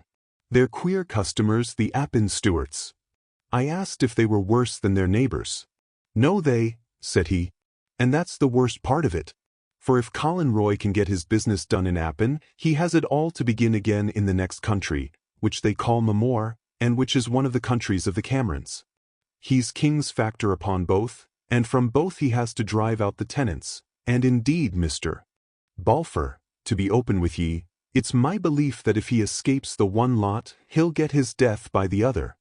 So we continued talking and walking the great part of the day, until at last Mr. Henderland, after expressing his delight in my company, and satisfaction at meeting with a friend of Mr. Campbell's, whom, says he, I will make bold to call that sweet singer of our covenanted Zion, proposed that I should make a short stage, and lie the night in his house a little beyond Kingerloch. To say truth, I was overjoyed, for I had no great desire for John of the Claymore, and since my double misadventure, first with the guide and next with the gentleman skipper, I stood in some fear of any Highland stranger. Accordingly we shook hands upon the bargain, and came in the afternoon to a small house, standing alone by the shore of the Linhay Loch. The sun was already gone from the desert mountains of Ardgour upon the hither side, but shone on those of Appin on the farther. The loch lay as still as a lake, only the gulls were crying round the sides of it, and the whole place seemed solemn and uncouth. We had no sooner come to the door of Mr. Henderland's dwelling than, to my great surprise, for I was now used to the politeness of Highlanders, he burst rudely past me, dashed into the room, caught up a jar and a small horn spoon, and began ladling snuff into his nose in most excessive quantities. Then he had a hearty fit of sneezing, and looked round upon me with a rather silly smile. He began ladling snuff into his nose in most excessive quantities. It's a vow I took, says he. I took a vow upon me that I wouldn't carry it. Doubtless it's a great privation, but when I think upon the martyrs, not only to the Scottish covenant but to other points of Christianity, I think shame to mind it. As soon as we had eaten, and porridge and whey was the best of the good man's diet, he took a grave face and said he had a duty to perform by Mr. Campbell, and that was to inquire into my state of mind towards God. I was inclined to smile at him since the business of the snuff, but he had not spoken long before he brought the tears into my eyes. There are two things that men should never weary of, goodness and humility. We get none too much of them in this rough world among cold, proud people, but Mr. Henderland had their very speech upon his tongue. and though I was a good deal puffed up with my adventures and with having come off, as the saying is, with flying colors, yet he soon had me on my knees beside a simple, poor old man, and both proud and glad to be there. Before we went to bed he offered me 6 pence to help me on my way, out of a scanty store he kept in the turf wall of his house, at which excess of goodness I knew not what to do. But at last he was so earnest with me that I thought it the more mannerly part to let him have his way, and so left him poorer than myself. Chapter 17 The Death of the Red Fox. The next day Mr. Henderland found for me a man who had a boat of his own and was to cross the Linhey Loch that afternoon into Appin, fishing. Him he prevailed on to take me, for he was one of his flock, and in this way I saved a long day's travel and the price of the 2 public ferries I must otherwise have passed. It was near noon before we set out, a dark day with clouds, and the sun shining upon little patches. The sea was here very deep and still, and had scarce a wave upon it, so that I must put the water to my lips before I could believe it to be truly salt. The mountains on either side were high, rough and barren, very black and gloomy in the shadow of the clouds, but all silver-laced with little watercourses where the sun shone upon them. It seemed a hard country, this of Appin, for people to care as much about as Alan did. There was but one thing to mention. A little after we had started, the sun shone upon a little moving clump of scarlet close in along the waterside to the north. It was much of the same red as soldiers' coats. Every now and then, too, there came little sparks and lightnings, as though the sun had struck upon bright steel. I asked my boatman what it should be, and he answered he supposed it was some of the red soldiers coming from Fort William into Appin, against the poor tenantry of the country. Well, it was a sad sight to me, and whether it was because of my thoughts of Alan, or from something prophetic in my bosom, although this was but the 2nd time I had seen King George's troops, I had no good will to them. At last we came so near the point of land at the entering in of Loch Laven that I begged to be set on shore. My boatman, who was an honest fellow and mindful of his promise to the catechist, would fain have carried me on to Ballichalish, but as this was to take me farther from my secret destination, I insisted, and was set on shore at last under the wood of Lettermore, or Lettervore, for I have heard it both ways, in Alan's country of Appin. This was a wood of birches, growing on a steep, craggy side of a mountain that overhung the loch. It had many openings and ferny houghs, and a road or bridle track ran north and south through the midst of it, by the edge of which, where was a spring, I sat down to eat some oat bread of Mr. Henderland's and think upon my situation. Here I was not only troubled by a cloud of stinging midges, but far more by the doubts of my mind. What I ought to do, why I was going to join myself with an outlaw and a would-be murderer like Alan, whether I should not be acting more like a man of sense to tramp back to the south country direct, by my own guidance and at my own charges, and what Mr. Campbell or even Mr. Henderland would think of me if they should ever learn my folly and presumption. These were the doubts that now began to come in on me stronger than ever. As I was so sitting and thinking, a sound of men and horses came to me through the wood, and presently after, at a turning of the road, I saw 4 travelers come into view. The way was in this part so rough and narrow that they came single and led their horses by the reins. The first was a great, red-headed gentleman, of an imperious and flushed face, who carried his hat in his hand and fanned himself, for he was in a breathing heat. The second, by his decent black garb and white wig, I correctly took to be a lawyer. The third was a servant, and wore some part of his clothes in tartan, which showed that his master was of a Highland family, and either an outlaw or else in singular good odor with the government, since the wearing of tartan was against the act. If I had been better versed in these things, I would have known the tartan to be of the Argyle or Campbell colors. This servant had a good-sized portmanteau strapped on his horse, and a net of lemons, to brew punch with, hanging at the saddle-bow, as was often enough the custom with luxurious travelers in that part of the country. As for the fourth, who brought up the tale, I had seen his like before, and knew him at once to be a sheriff's officer. I had no sooner seen these people coming than I made up my mind, for no reason that I can tell, to go through with my adventure, and when the first came alongside of me, I rose up from the bracken and asked him the way to Auchern.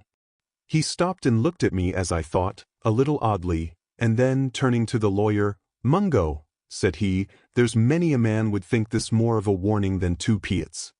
Here am I on my road to Dur on the job ye ken, and here is a young lad starts up out of the bracken, and speers if I am on the way to Auchern. Glenure, said the other, this is an ill subject for jesting. These two had now drawn close up and were gazing at me, while the two followers had halted about a stone cast in the rear. And what seek ye in Auchern? Said Colin Roy Campbell of Glenure, him they called the Red Fox, for he it was that I had stopped. The man that lives there, said I. James of the Glens, says Glenure musingly, and then to the lawyer, is he gathering his people, think ye? Anyway, says the lawyer, we shall do better to bide where we are, and let the soldiers rally us. If you are concerned for me, said I am neither of his people nor yours, but an honest subject of King George, owing no man and fearing no man. Why, very well said, replies the factor. But if I may make so bold as ask, what does this honest man so far from his country? And why does he come seeking the brother of Archil? I have power here, I must tell you. I am king's factor upon several of these estates, and have 12 files of soldiers at my back. I have heard a waif word in the country, said I, a little nettled, that you were a hard man to drive. He still kept looking at me as if in doubt. Well, said he at last, your tongue is bold, but I am no unfriend to plainness. If ye had asked me the way to the door of James Stewart on any other day but this, I would have set ye right and bidden ye Godspeed. But today, Mungo? And he turned again to look at the lawyer. But just as he turned there came the shot of a firelock from higher up the hill, and with the very sound of it Glenure fell upon the road. Oh, I am dead, he cried, several times over. The lawyer had caught him up and held him in his arms, the servant standing over and clasping his hands. And now the wounded man looked from one to another with scared eyes, and there was a change in his voice that went to the heart. Take care of yourselves, says he. I am dead. He tried to open his clothes as if to look for the wound, but his fingers slipped on the buttons. With it he gave a great sigh, his head rolled on his shoulder, and he passed away. The lawyer said never a word, but his face was as sharp as a pen and as white as the dead man's. The servant broke out into a great noise of crying and weeping like a child, and I, on my side, stood staring at them in a kind of horror. The sheriff's officer had run back at the first sound of the shot, to hasten the coming of the soldiers. At last the lawyer laid down the dead man in his blood upon the road, and got to his own feet with a kind of stagger. I believe it was his movement that brought me to my senses, for he had no sooner done so than I began to scramble up the hill, crying out, "The murderer! The murderer!" So little a time had elapsed, that when I got to the top of the first steepness, and could see some part of the open mountain, the murderer was still moving away at no great distance.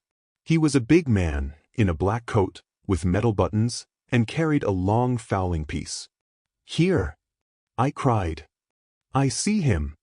At that the murderer gave a little, quick look over his shoulder, and began to run. The next moment he was lost in a fringe of birches. Then he came out again on the upper side, where I could see him climbing like a jackanapes, for that part was again very steep, and then he dipped behind a shoulder, and I saw him no more. All this time I had been running on my side, and had got a good way up, when a voice cried upon me to stand. I was at the edge of the upper wood, and so now, when I halted and looked back, I saw all the open part of the hill below me. The lawyer and the sheriff's officer were standing just above the road, crying and waving on me to come back, and on their left the redcoats, musket in hand, were beginning to struggle singly out of the lower wood. Why should I come back? I cried. "Come you on." £10 if ye take that lad," cried the lawyer. "He's an accomplice. He was posted here to hold us in talk." At that word, which I could hear quite plainly, though it was to the soldiers and not to me that he was crying it, my heart came in my mouth with quite a new kind of terror. Indeed, it is one thing to stand the danger of your life, and quite another to run the peril of both life and character. The thing, besides, had come so suddenly, like thunder out of a clear sky, that I was all amazed and helpless. The soldiers began to spread, some of them to run, and others to put up their pieces and cover me, and still I stood. "In here among the trees," said a voice close by.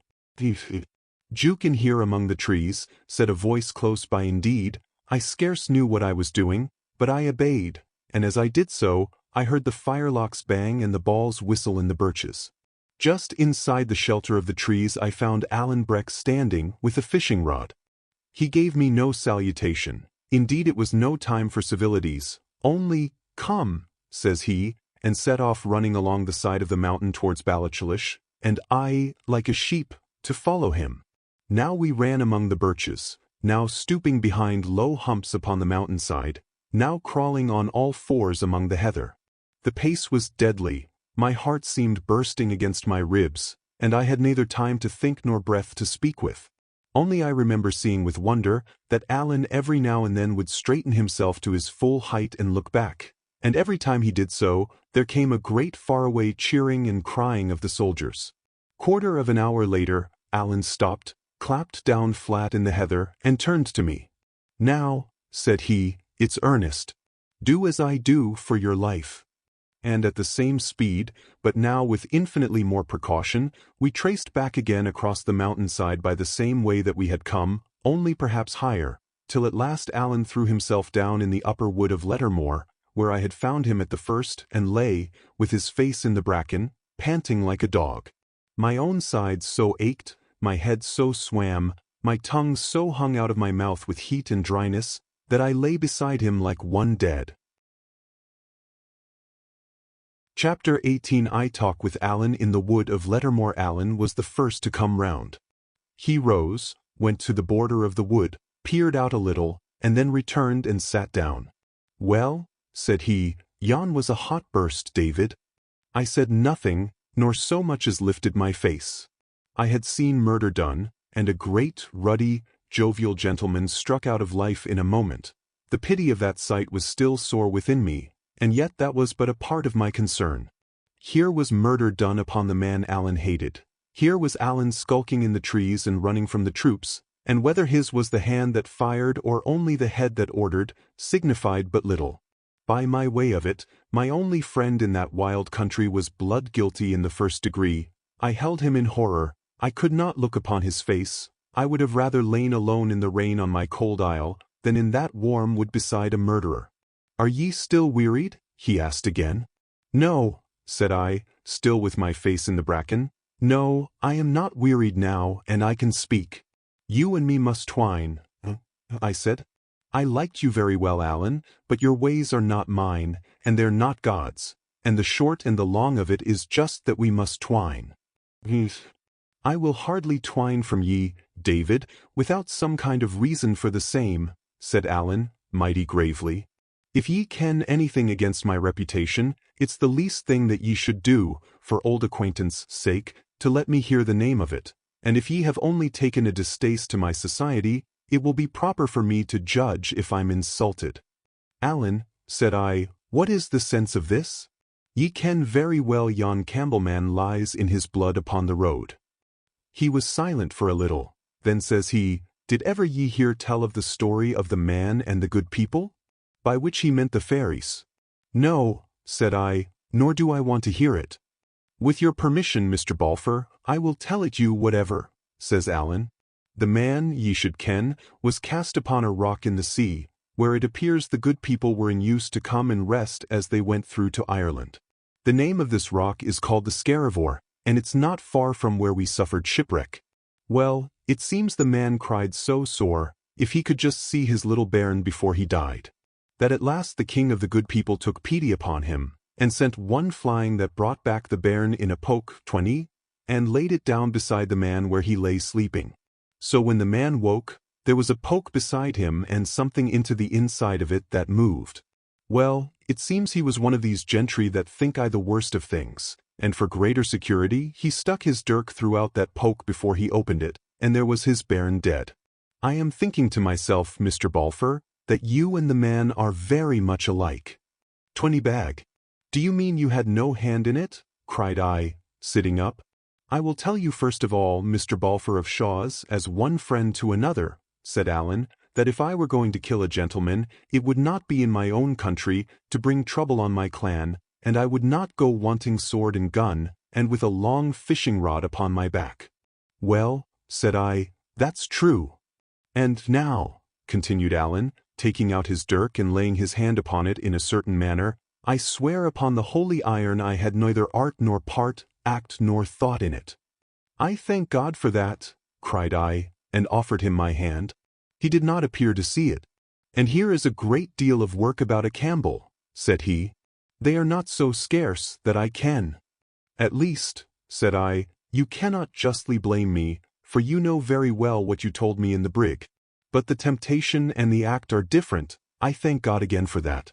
We may all be tempted, but to take a life in cold blood, Alan—" And I could say no more for the moment. "And do you know who did it?" I added. "Do you know that man in the black coat?" "I have nae clear mind about his coat," said Alan cunningly, "but it sticks in my head that it was blue." "Blue or black, did ye know him?" said I. "I couldn't just conscientiously swear to him," says Alan. "He gied very close by me, to be sure, but it's a strange thing that I should just have been tying my brogues." "Can you swear that you don't know him, Alan?" I cried, half angered, half in a mind to laugh at his evasions. "Not yet," says he, "but I've a grand memory for forgetting, David." "And yet there was one thing I saw clearly," said I, "and that was, that you exposed yourself and me to draw the soldiers." "It's very likely," said Alan, "and so would any gentleman. You and me were innocent of that transaction. The better reason, since we were falsely suspected, that we should get clear," I cried. "The innocent should surely come before the guilty." "Why, David," said he, "the innocent have I a chance to get ass-oiled in court, but for the lad that shot the bullet, I think the best place for him will be the heather. Them that haven't dipped their hands in any little difficulty should be very mindful of the case of them that have. And that is the good Christianity. For if it was the other way round about, and the lad whom I couldn't just clearly see had been in our shoes, and we in his, as might very well have been, I think we would be a good deal obliged to him oursels if he would draw the soldiers." When it came to this, I gave Alan up. But he looked so innocent all the time, and was in such clear good faith in what he said, and so ready to sacrifice himself for what he deemed his duty, that my mouth was closed. Mr. Henderland's words came back to me, that we ourselves might take a lesson by these wild Highlanders. Well, here I had taken mine. Alan's morals were all tail first, but he was ready to give his life for them, such as they were. "Alan," said I, "I'll not say it's the good Christianity as I understand it, but it's good enough. And here I offer ye my hand for the second time."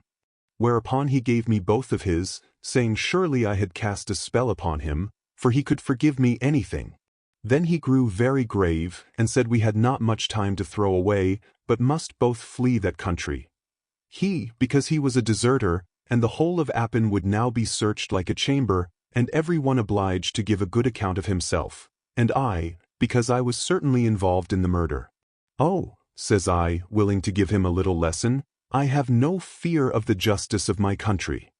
"As if this was your country," said he, "or as if ye would be tried here, in a country of Stuarts." "It's all Scotland," said I. "Man, I whiles wonder at ye," said Alan. "This is a Campbell that's been killed. Well, it'll be tried in Inverara, the Campbell's head place, with 15 Campbells in the jury box and the biggest Campbell of all, and that's the Duke, sitting cocking on the bench. Justice, David? The same justice, by all the world, as Glenure found a while ago at the roadside."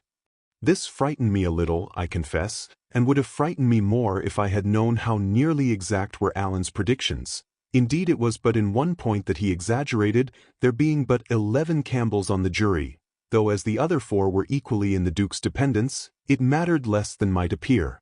Still, I cried out that he was unjust to the Duke of Argyll, who, for all he was a Whig, was yet a wise and honest nobleman. "Hoot," said Alan, "the man's a Whig, nae doubt, but I would never deny he was a good chieftain to his clan. And what would the clan think if there was a Campbell shot, and naebody hanged, and their own chief the Justice General?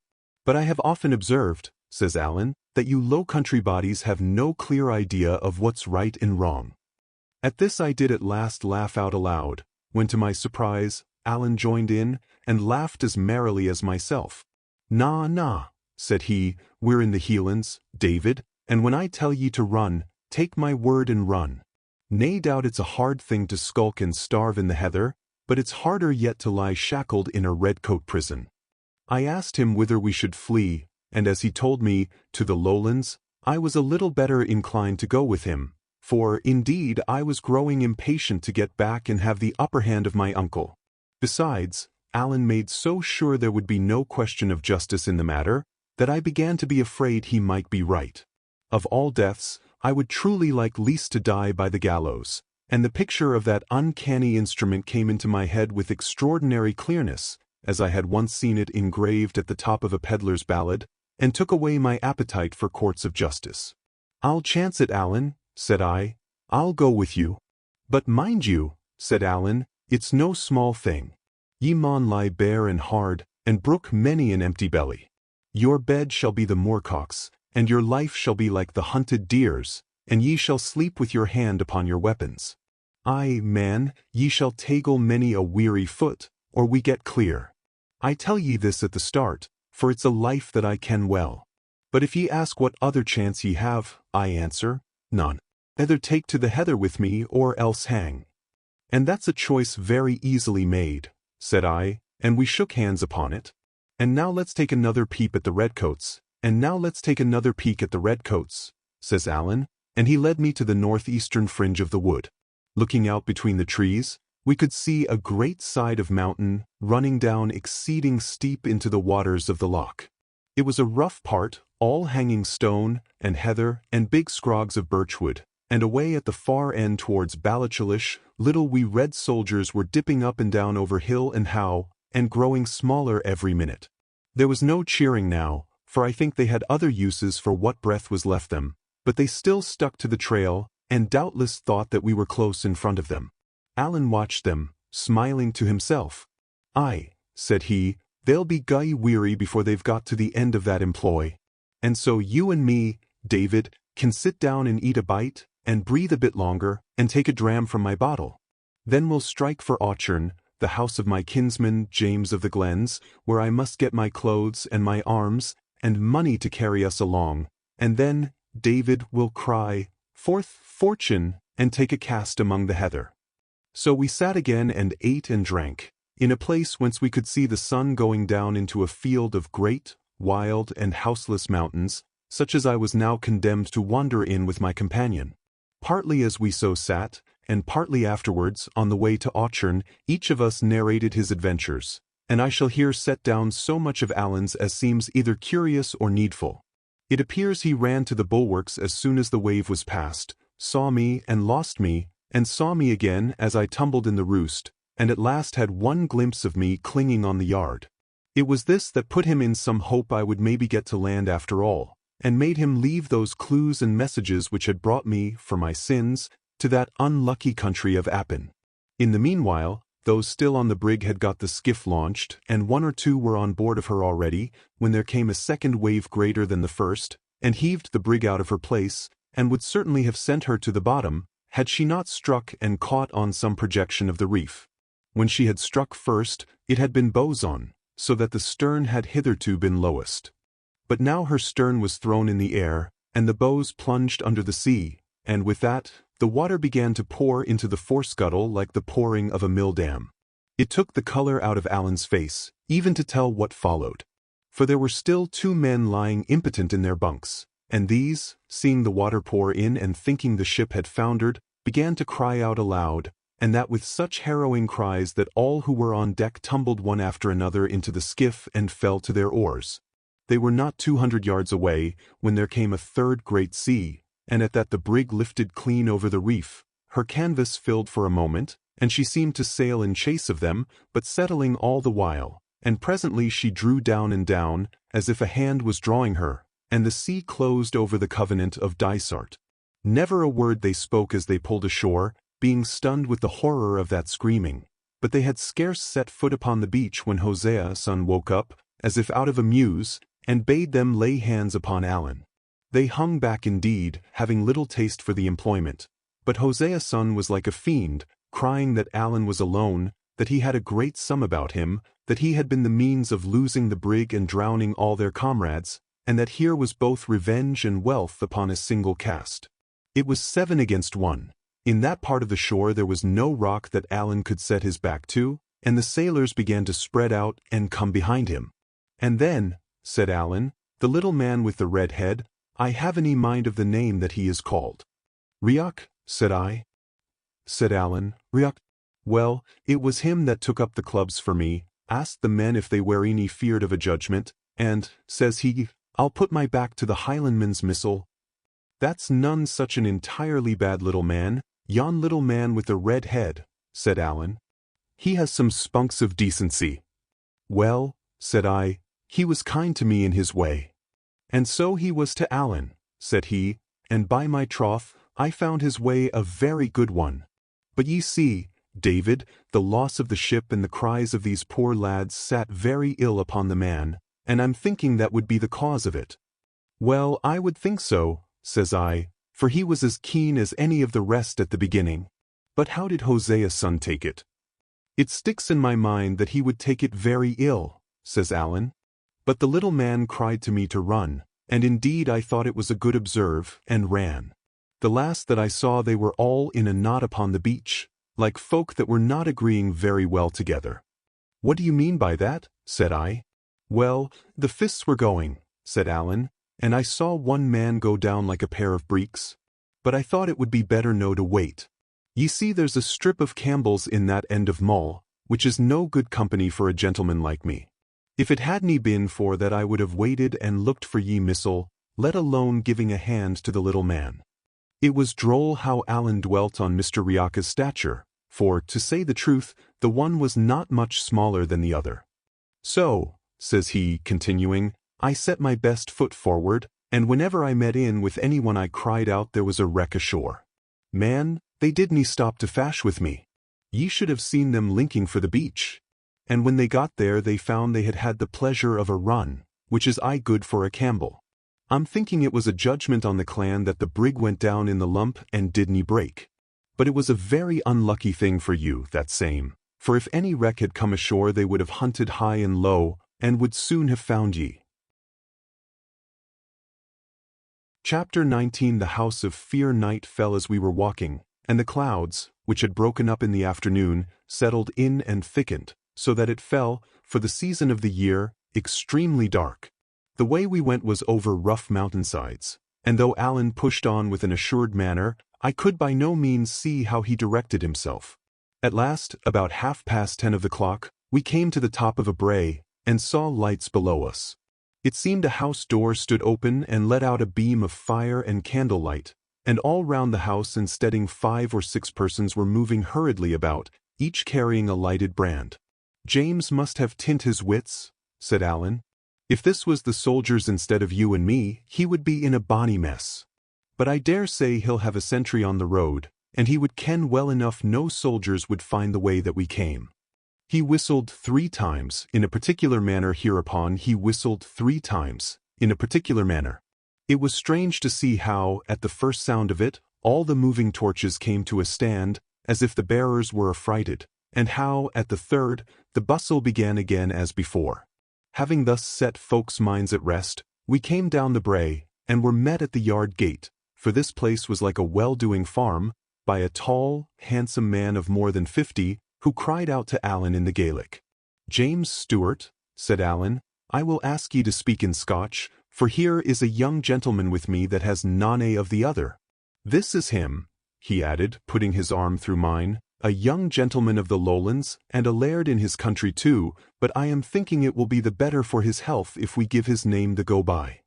James of the Glens turned to me for a moment, and greeted me courteously enough. The next he had turned to Alan. This has been a dreadful accident, he cried. It will bring trouble on the country. And he wrung his hands. Hoots, said Alan, ye must take the sour with the sweet, man. Colin Roy is dead, and be thankful for that.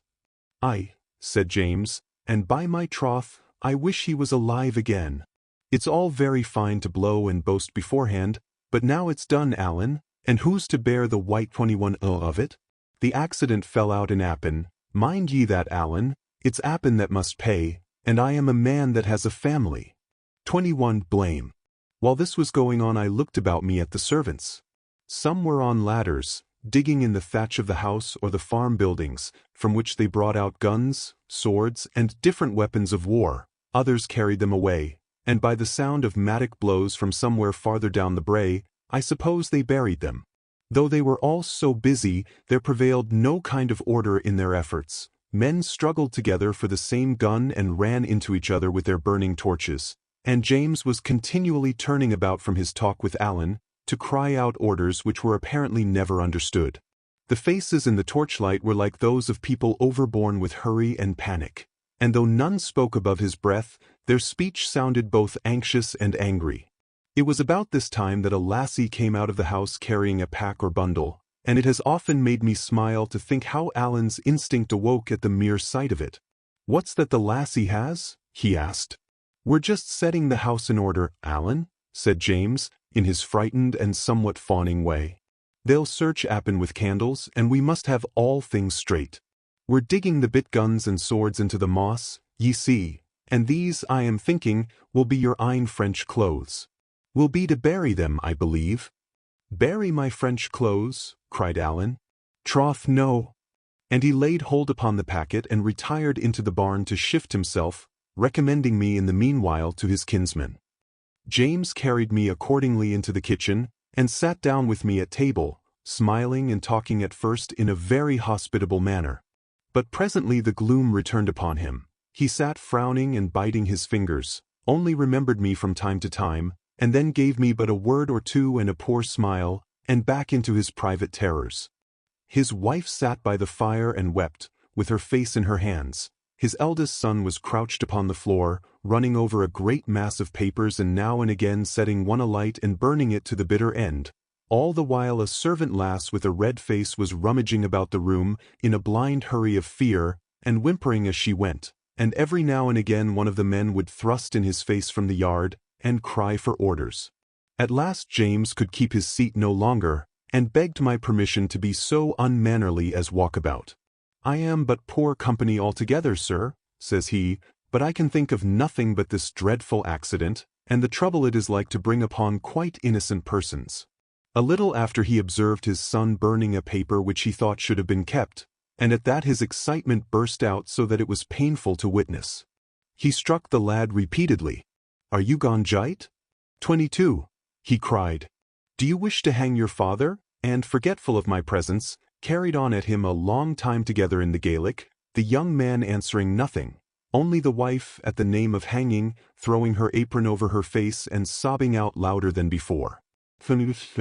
This was all wretched for a stranger like myself to hear and see, and I was right glad when Alan returned, looking like himself in his fine French clothes, though, to be sure, they were now grown almost too battered and withered to deserve the name of fine. I was then taken out in my turn by another of the sons, and given that change of clothing of which I had stood so long in need, and a pair of Highland brogues made of deer leather, rather strange at first, but after a little practice very easy to the feet. By the time I came back Alan must have told his story, for it seemed understood that I was to fly with him, and they were all busy upon our equipment. They gave us each a sword and pistols, though I professed my inability to use the former, and with these, and some ammunition, a bag of oatmeal, an iron pan, and a bottle of right French brandy, we were ready for the heather. Money, indeed, was lacking. I had about 2 guineas left, Alan's belt having been dispatched by another hand. That trusty messenger had no more than 17 pence to his whole fortune, and as for James, it appears he had brought himself so low with journeys to Edinburgh and legal expenses on behalf of the tenants, that he could only scrape together 3 and 5 pence halfpenny, the most of it in coppers. "This'll no do," said Alan. "Ye must find a safe bit somewhere near by," said James, "and get word sent to me.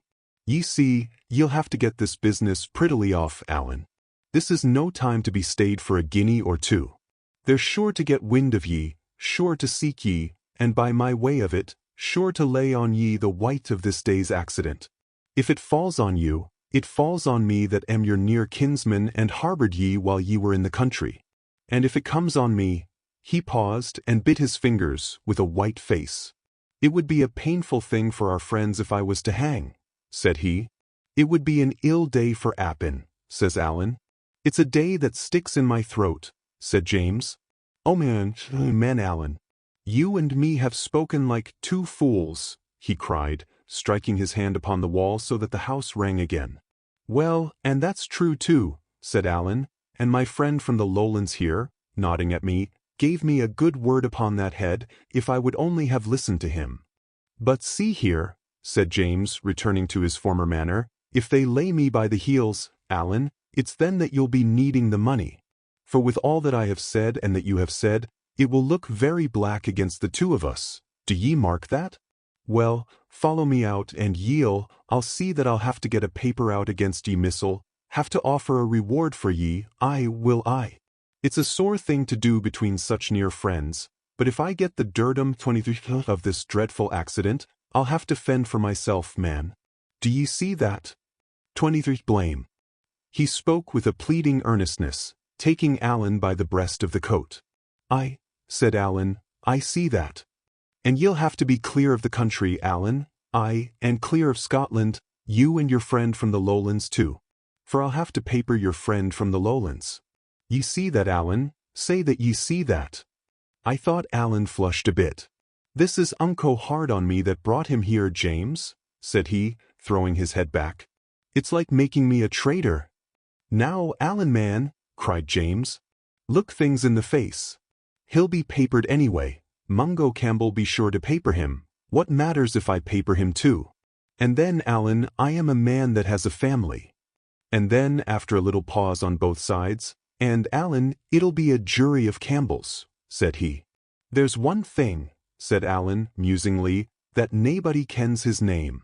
Nor yet they shall nie, Alan. There's my hand on that, cried James, for all the world as if he had really known my name and was foregoing some advantage. But just the habit he was in, and what he looked like, and his age, and the like? I could nie well do less. I wonder at your father's son, cried Alan, sternly. Would ye sell the lad with a gift? Would ye change his clothes and then betray him? No, no, Alan, said James. No, no, the habit he took off, the habit Mungo saw him in. But I thought he seemed crestfallen. Indeed, he was clutching at every straw, and all the time, I dare say, saw the faces of his hereditary foes on the bench, and in the jury box, and the gallows in the background. Well, sir, says Alan, turning to me, what say ye to that? Ye are here under the safeguard of my honor, and it's my part to see nothing done but what shall please you. I have but one word to say, said I, for to all this dispute I am a perfect stranger. But the plain common sense is to set the blame where it belongs, and that is on the man who fired the shot. Paper him, as ye call it, set the hunt on him, and let honest, innocent folk show their faces in safety. But at this both Alan and James cried out in horror, bidding me hold my tongue, for that was not to be thought of, and asking me what the Camerons would think, which confirmed me, it must have been a Cameron from Mamore that did the act, and if I did not see that the lad might be caught. Ye haven't surely thought of that, said they, with such innocent earnestness, that my hands dropped at my side and I despaired of argument. Very well then, said I, paper me if you please, paper Alan, paper King George. We're all three innocent, and that seems to be what's wanted. But at least, sir, said I to James, recovering from my little fit of annoyance, I am Alan's friend, and if I can be helpful to friends of his, I will not stumble at the risk.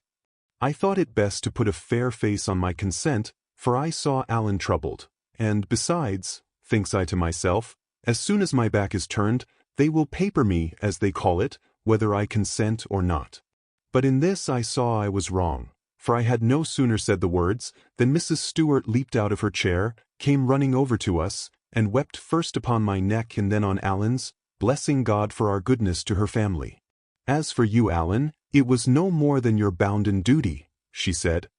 But for this lad that has come here and seen us at our worst, and seen the goodman fleeching like a suitor, him that by rights should give his commands like any king, as for you, my lad, she says, my heart is way not to have your name, but I have your face, and as long as my heart beats under my bosom, I will keep it, and think of it, and bless it.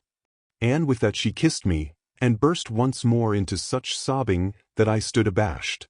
Hoot, hoot, said Alan, looking mighty silly. The day comes unco soon in this month of July, and tomorrow there'll be a fine to do in Appin, a fine riding of dragoons and crying of Cruaken. 24, and running of redcoats, and it behoves you and me to the sooner be gone. 24, the rallying word of the Campbells. Thereupon we said farewell and set out again, bending somewhat eastwards, in a fine mild dark night, and over much the same broken country as before. Chapter 20. The flight in the heather. The rocks sometimes we walked, sometimes ran, and as it drew on to morning, walked ever the less and ran the more. Though, upon its face, that country appeared to be a desert, yet there were huts and houses of the people, of which we must have passed more than 20, hidden in quiet places of the hills. When we came to one of these, Alan would leave me in the way, and go himself and rap upon the side of the house and speak a while at the window with some sleeper awakened. This was to pass the news, which, in that country, was so much of a duty that Alan must pause to attend to it even while fleeing for his life, and so well attended to by others, that in more than half of the houses where we called they had heard already of the murder. In the others, as well as I could make out, standing back at a distance and hearing a strange tongue, the news was received with more of consternation than surprise. For all our hurry, day began to come in while we were still far from any shelter. It found us in a prodigious valley, strewn with rocks and where ran a foaming river. Wild mountains stood around it. There grew there neither grass nor trees, and I have sometimes thought since then that it may have been the valley called Glencoe, where the massacre was in the time of King William. But for the details of our itinerary, I am all to seek, our way lying now by short cuts, now by great detours, our pace being so hurried, our time of journeying usually by night, and the names of such places as I asked and heard being in the Gaelic tongue and the more easily forgotten. The first peep of morning, then, showed us this horrible place, and I could see Alan knit his brow. "This is no fit place for you and me," he said. "This is a place they're bound to watch." And with that he ran harder than ever down to the waterside, in a part where the river was split in two among 3 rocks. It went through with a horrid thundering that made my belly quake, and there hung over the linn a little mist of spray. Alan looked neither to the right nor to the left, but jumped clean upon the middle rock and fell there on his hands and knees to check himself, for that rock was small and he might have pitched over on the far side. I had scarce time to measure the distance or to understand the peril before I had followed him, and he had caught and stopped me. So there we stood, side by side upon a small rock slippery with spray, a far broader leap in front of us, and the river dinning upon all sides. When I saw where I was, there came on me a deadly sickness of fear, and I put my hand over my eyes. Alan took me and shook me. I saw he was speaking, but the roaring of the falls and the trouble of my mind prevented me from hearing. Only I saw his face was red with anger, and that he stamped upon the rock. The same look showed me the water raging by, and the mist hanging in the air, and with that I covered my eyes again and shuddered. The next minute Alan had set the brandy bottle to my lips, and forced me to drink about a gill, which sent the blood into my head again. Then, putting his hands to his mouth and his mouth to my ear, he shouted, "Hang or drown," and turning his back upon me, leaped over the farther branch of the stream and landed safe. I was bent low on my knees and flung myself forth. I was now alone upon the rock, which gave me the more room. The brandy was singing in my ears. I had this good example fresh before me, and just wit enough to see that if I did not leap at once, I should never leap at all. I bent low on my knees and flung myself forth, with that kind of anger of despair that has sometimes stood me instead of courage. Sure enough, it was but my hands that reached the full length. These slipped, caught again, slipped again, and I was slittering back into the linn, when Alan seized me, first by the hair, then by the collar, and with a great strain dragged me into safety. Never a word he said, but set off running again for his life, and I must stagger to my feet and run after him.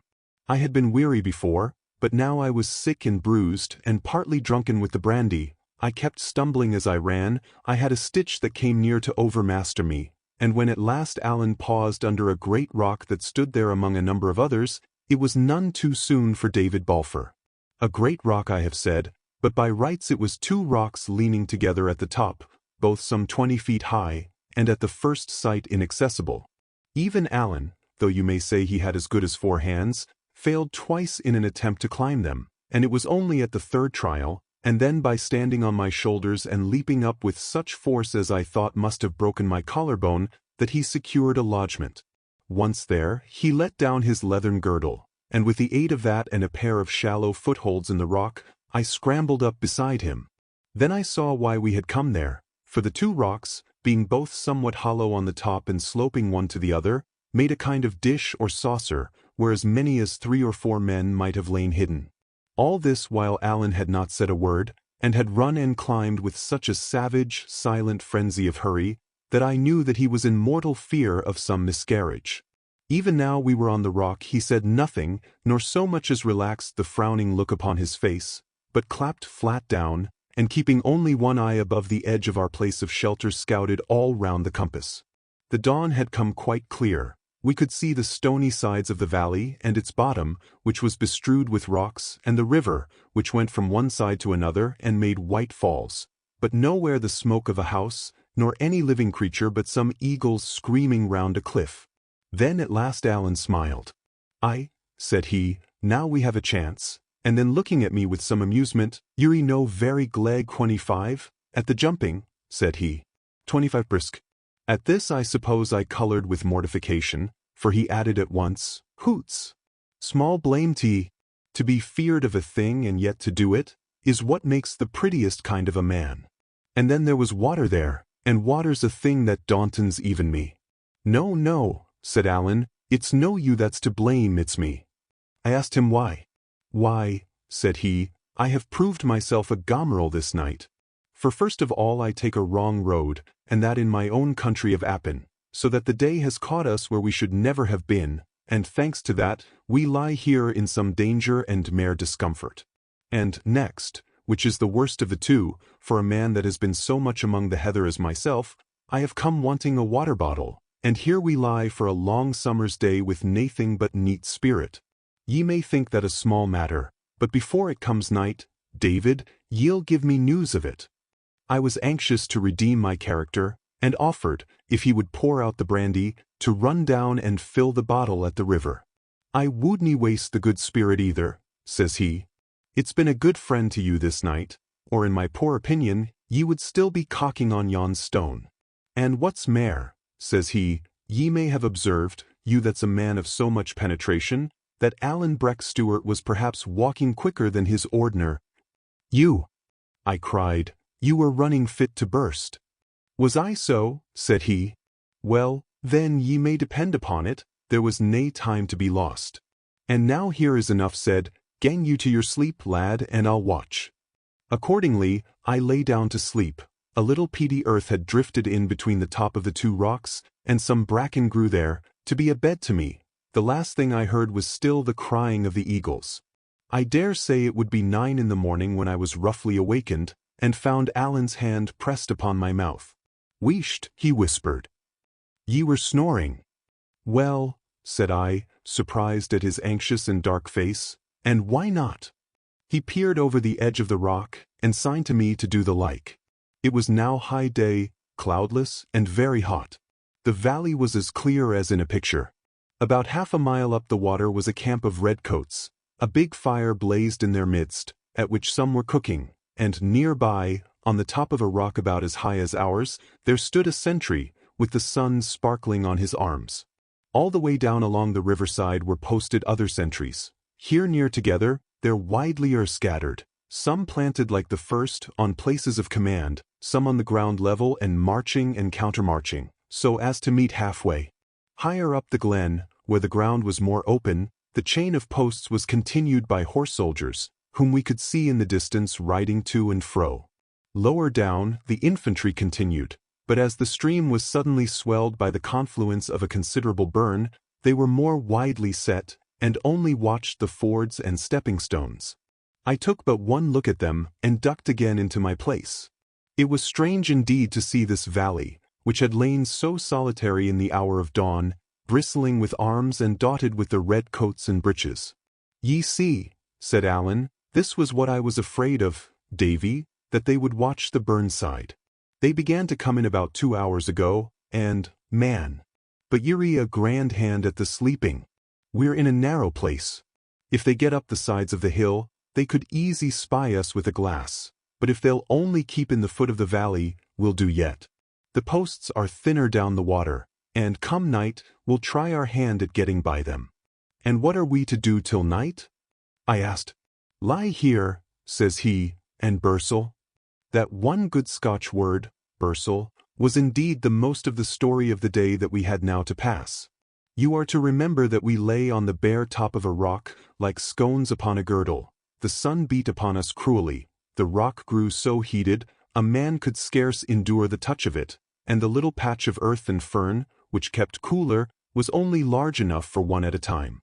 We took turnabout to lie on the naked rock, which was indeed like the position of that saint that was martyred on a gridiron, and it ran in my mind how strange it was that in the same climate and at only a few days' distance, I should have suffered so cruelly, first from cold upon my island and now from heat upon this rock.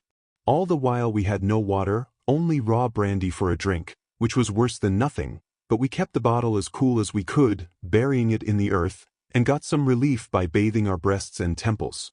The soldiers kept stirring all day in the bottom of the valley, now changing guard, now in patrolling parties hunting among the rocks.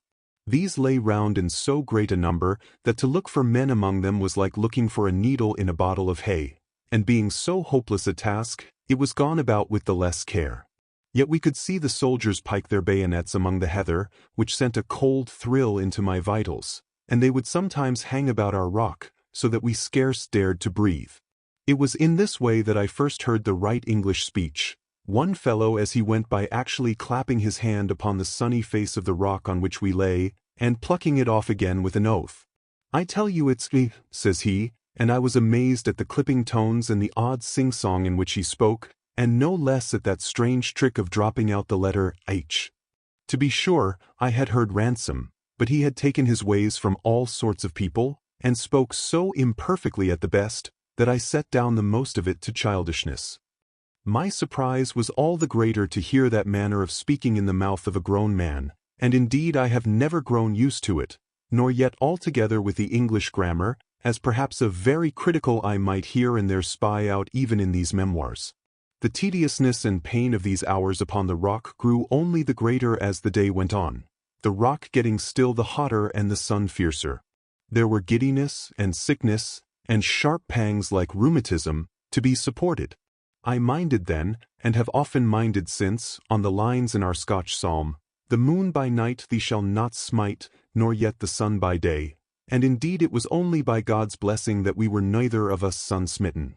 At last, about 2, it was beyond men's bearing, and there was now temptation to resist, as well as pain to thole. For the sun being now got a little into the west, there came a patch of shade on the east side of our rock, which was the side sheltered from the soldiers. "As well one death as another," said Allen, and slipped over the edge and dropped on the ground on the shadowy side. I followed him at once, and instantly fell all my length, so weak was I and so giddy with that long exposure. Here, then, we lay for an hour or two, aching from head to foot, as weak as water, and lying quite naked to the eye of any soldier who should have strolled that way. None came, however, all passing by on the other side, so that our rock continued to be our shield even in this new position. Presently we began again to get a little strength, and as the soldiers were now lying closer along the riverside, Allen proposed that we should try a start. I was by this time afraid of but one thing in the world, and that was to be set back upon the rock. Anything else was welcome to me, so we got ourselves at once in marching order, and began to slip from rock to rock one after the other, now crawling flat on our bellies in the shade, now making a run for it, heart in mouth. The soldiers, having searched this side of the valley after a fashion, and being perhaps somewhat sleepy with the sultriness of the afternoon, had now laid by much of their vigilance, and stood dozing at their posts or only kept a lookout along the banks of the river, so that in this way, keeping down the valley and at the same time towards the mountains, we drew steadily away from their neighborhood. But the business was the most wearing I had ever taken part in. A man had need of 100 eyes in every part of him, to keep concealed in that uneven country and within cry of so many and scattered sentries. When we must pass an open place, quickness was not all, but a swift judgment not only of the lie of the whole country, but of the solidity of every stone on which we must set foot, for the afternoon was now fallen so breathless that the rolling of a pebble sounded abroad like a pistol shot, and would start the echo calling among the hills and cliffs. By sundown we had made some distance, even by our slow rate of progress, though to be sure the sentry on the rock was still plainly in our view. But now we came on something that put all fears out of season, and that was a deep rushing burn that tore down in that part to join the Glen River. At the sight of this we cast ourselves on the ground and plunged head and shoulders in the water, and I cannot tell which was the more pleasant, the great shock as the cool stream went over us, or the greed with which we drank of it. We lay there, for the banks hit us, drank again and again, bathed our chests, let our wrists trail in the running water till they ached with the chill, and at last, being wonderfully renewed, we got out the meal bag and made dram muck in the iron pan. This, though it is but cold water mingled with oatmeal, yet makes a good enough dish for a hungry man, and where there are no means of making fire, or, as in our case, good reason for not making one, it is the chief standby of those who have taken to the heather. As soon as the shadow of the night had fallen, we set forth again, at first with the same caution, but presently with more boldness, standing our full height and stepping out at a good pace of walking. The way was very intricate, lying up the steep sides of mountains and along the brows of cliffs. Clouds had come in with the sunset, and the night was dark and cool, so that I walked without much fatigue, but in continual fear of falling and rolling down the mountains, and with no guess at our direction. The moon rose at last and found us still on the road. It was in its last quarter, and was long beset with clouds, but after a while shone out and showed me many dark heads of mountains, and was reflected far underneath us on the narrow arm of a sea loch. At this sight we both paused. I struck with wonder to find myself so high and walking, as it seemed to me, upon clouds, Alan to make sure of his direction. Seemingly he was well pleased, and he must certainly have judged us out of earshot of all our enemies, for throughout the rest of our night march he beguiled the way with whistling of many tunes, warlike, merry, plaintive, real tunes that made the foot go faster, tunes of my own south country that made me fain to be home from my adventures, and all these on the great, dark desert mountains, making company upon the way.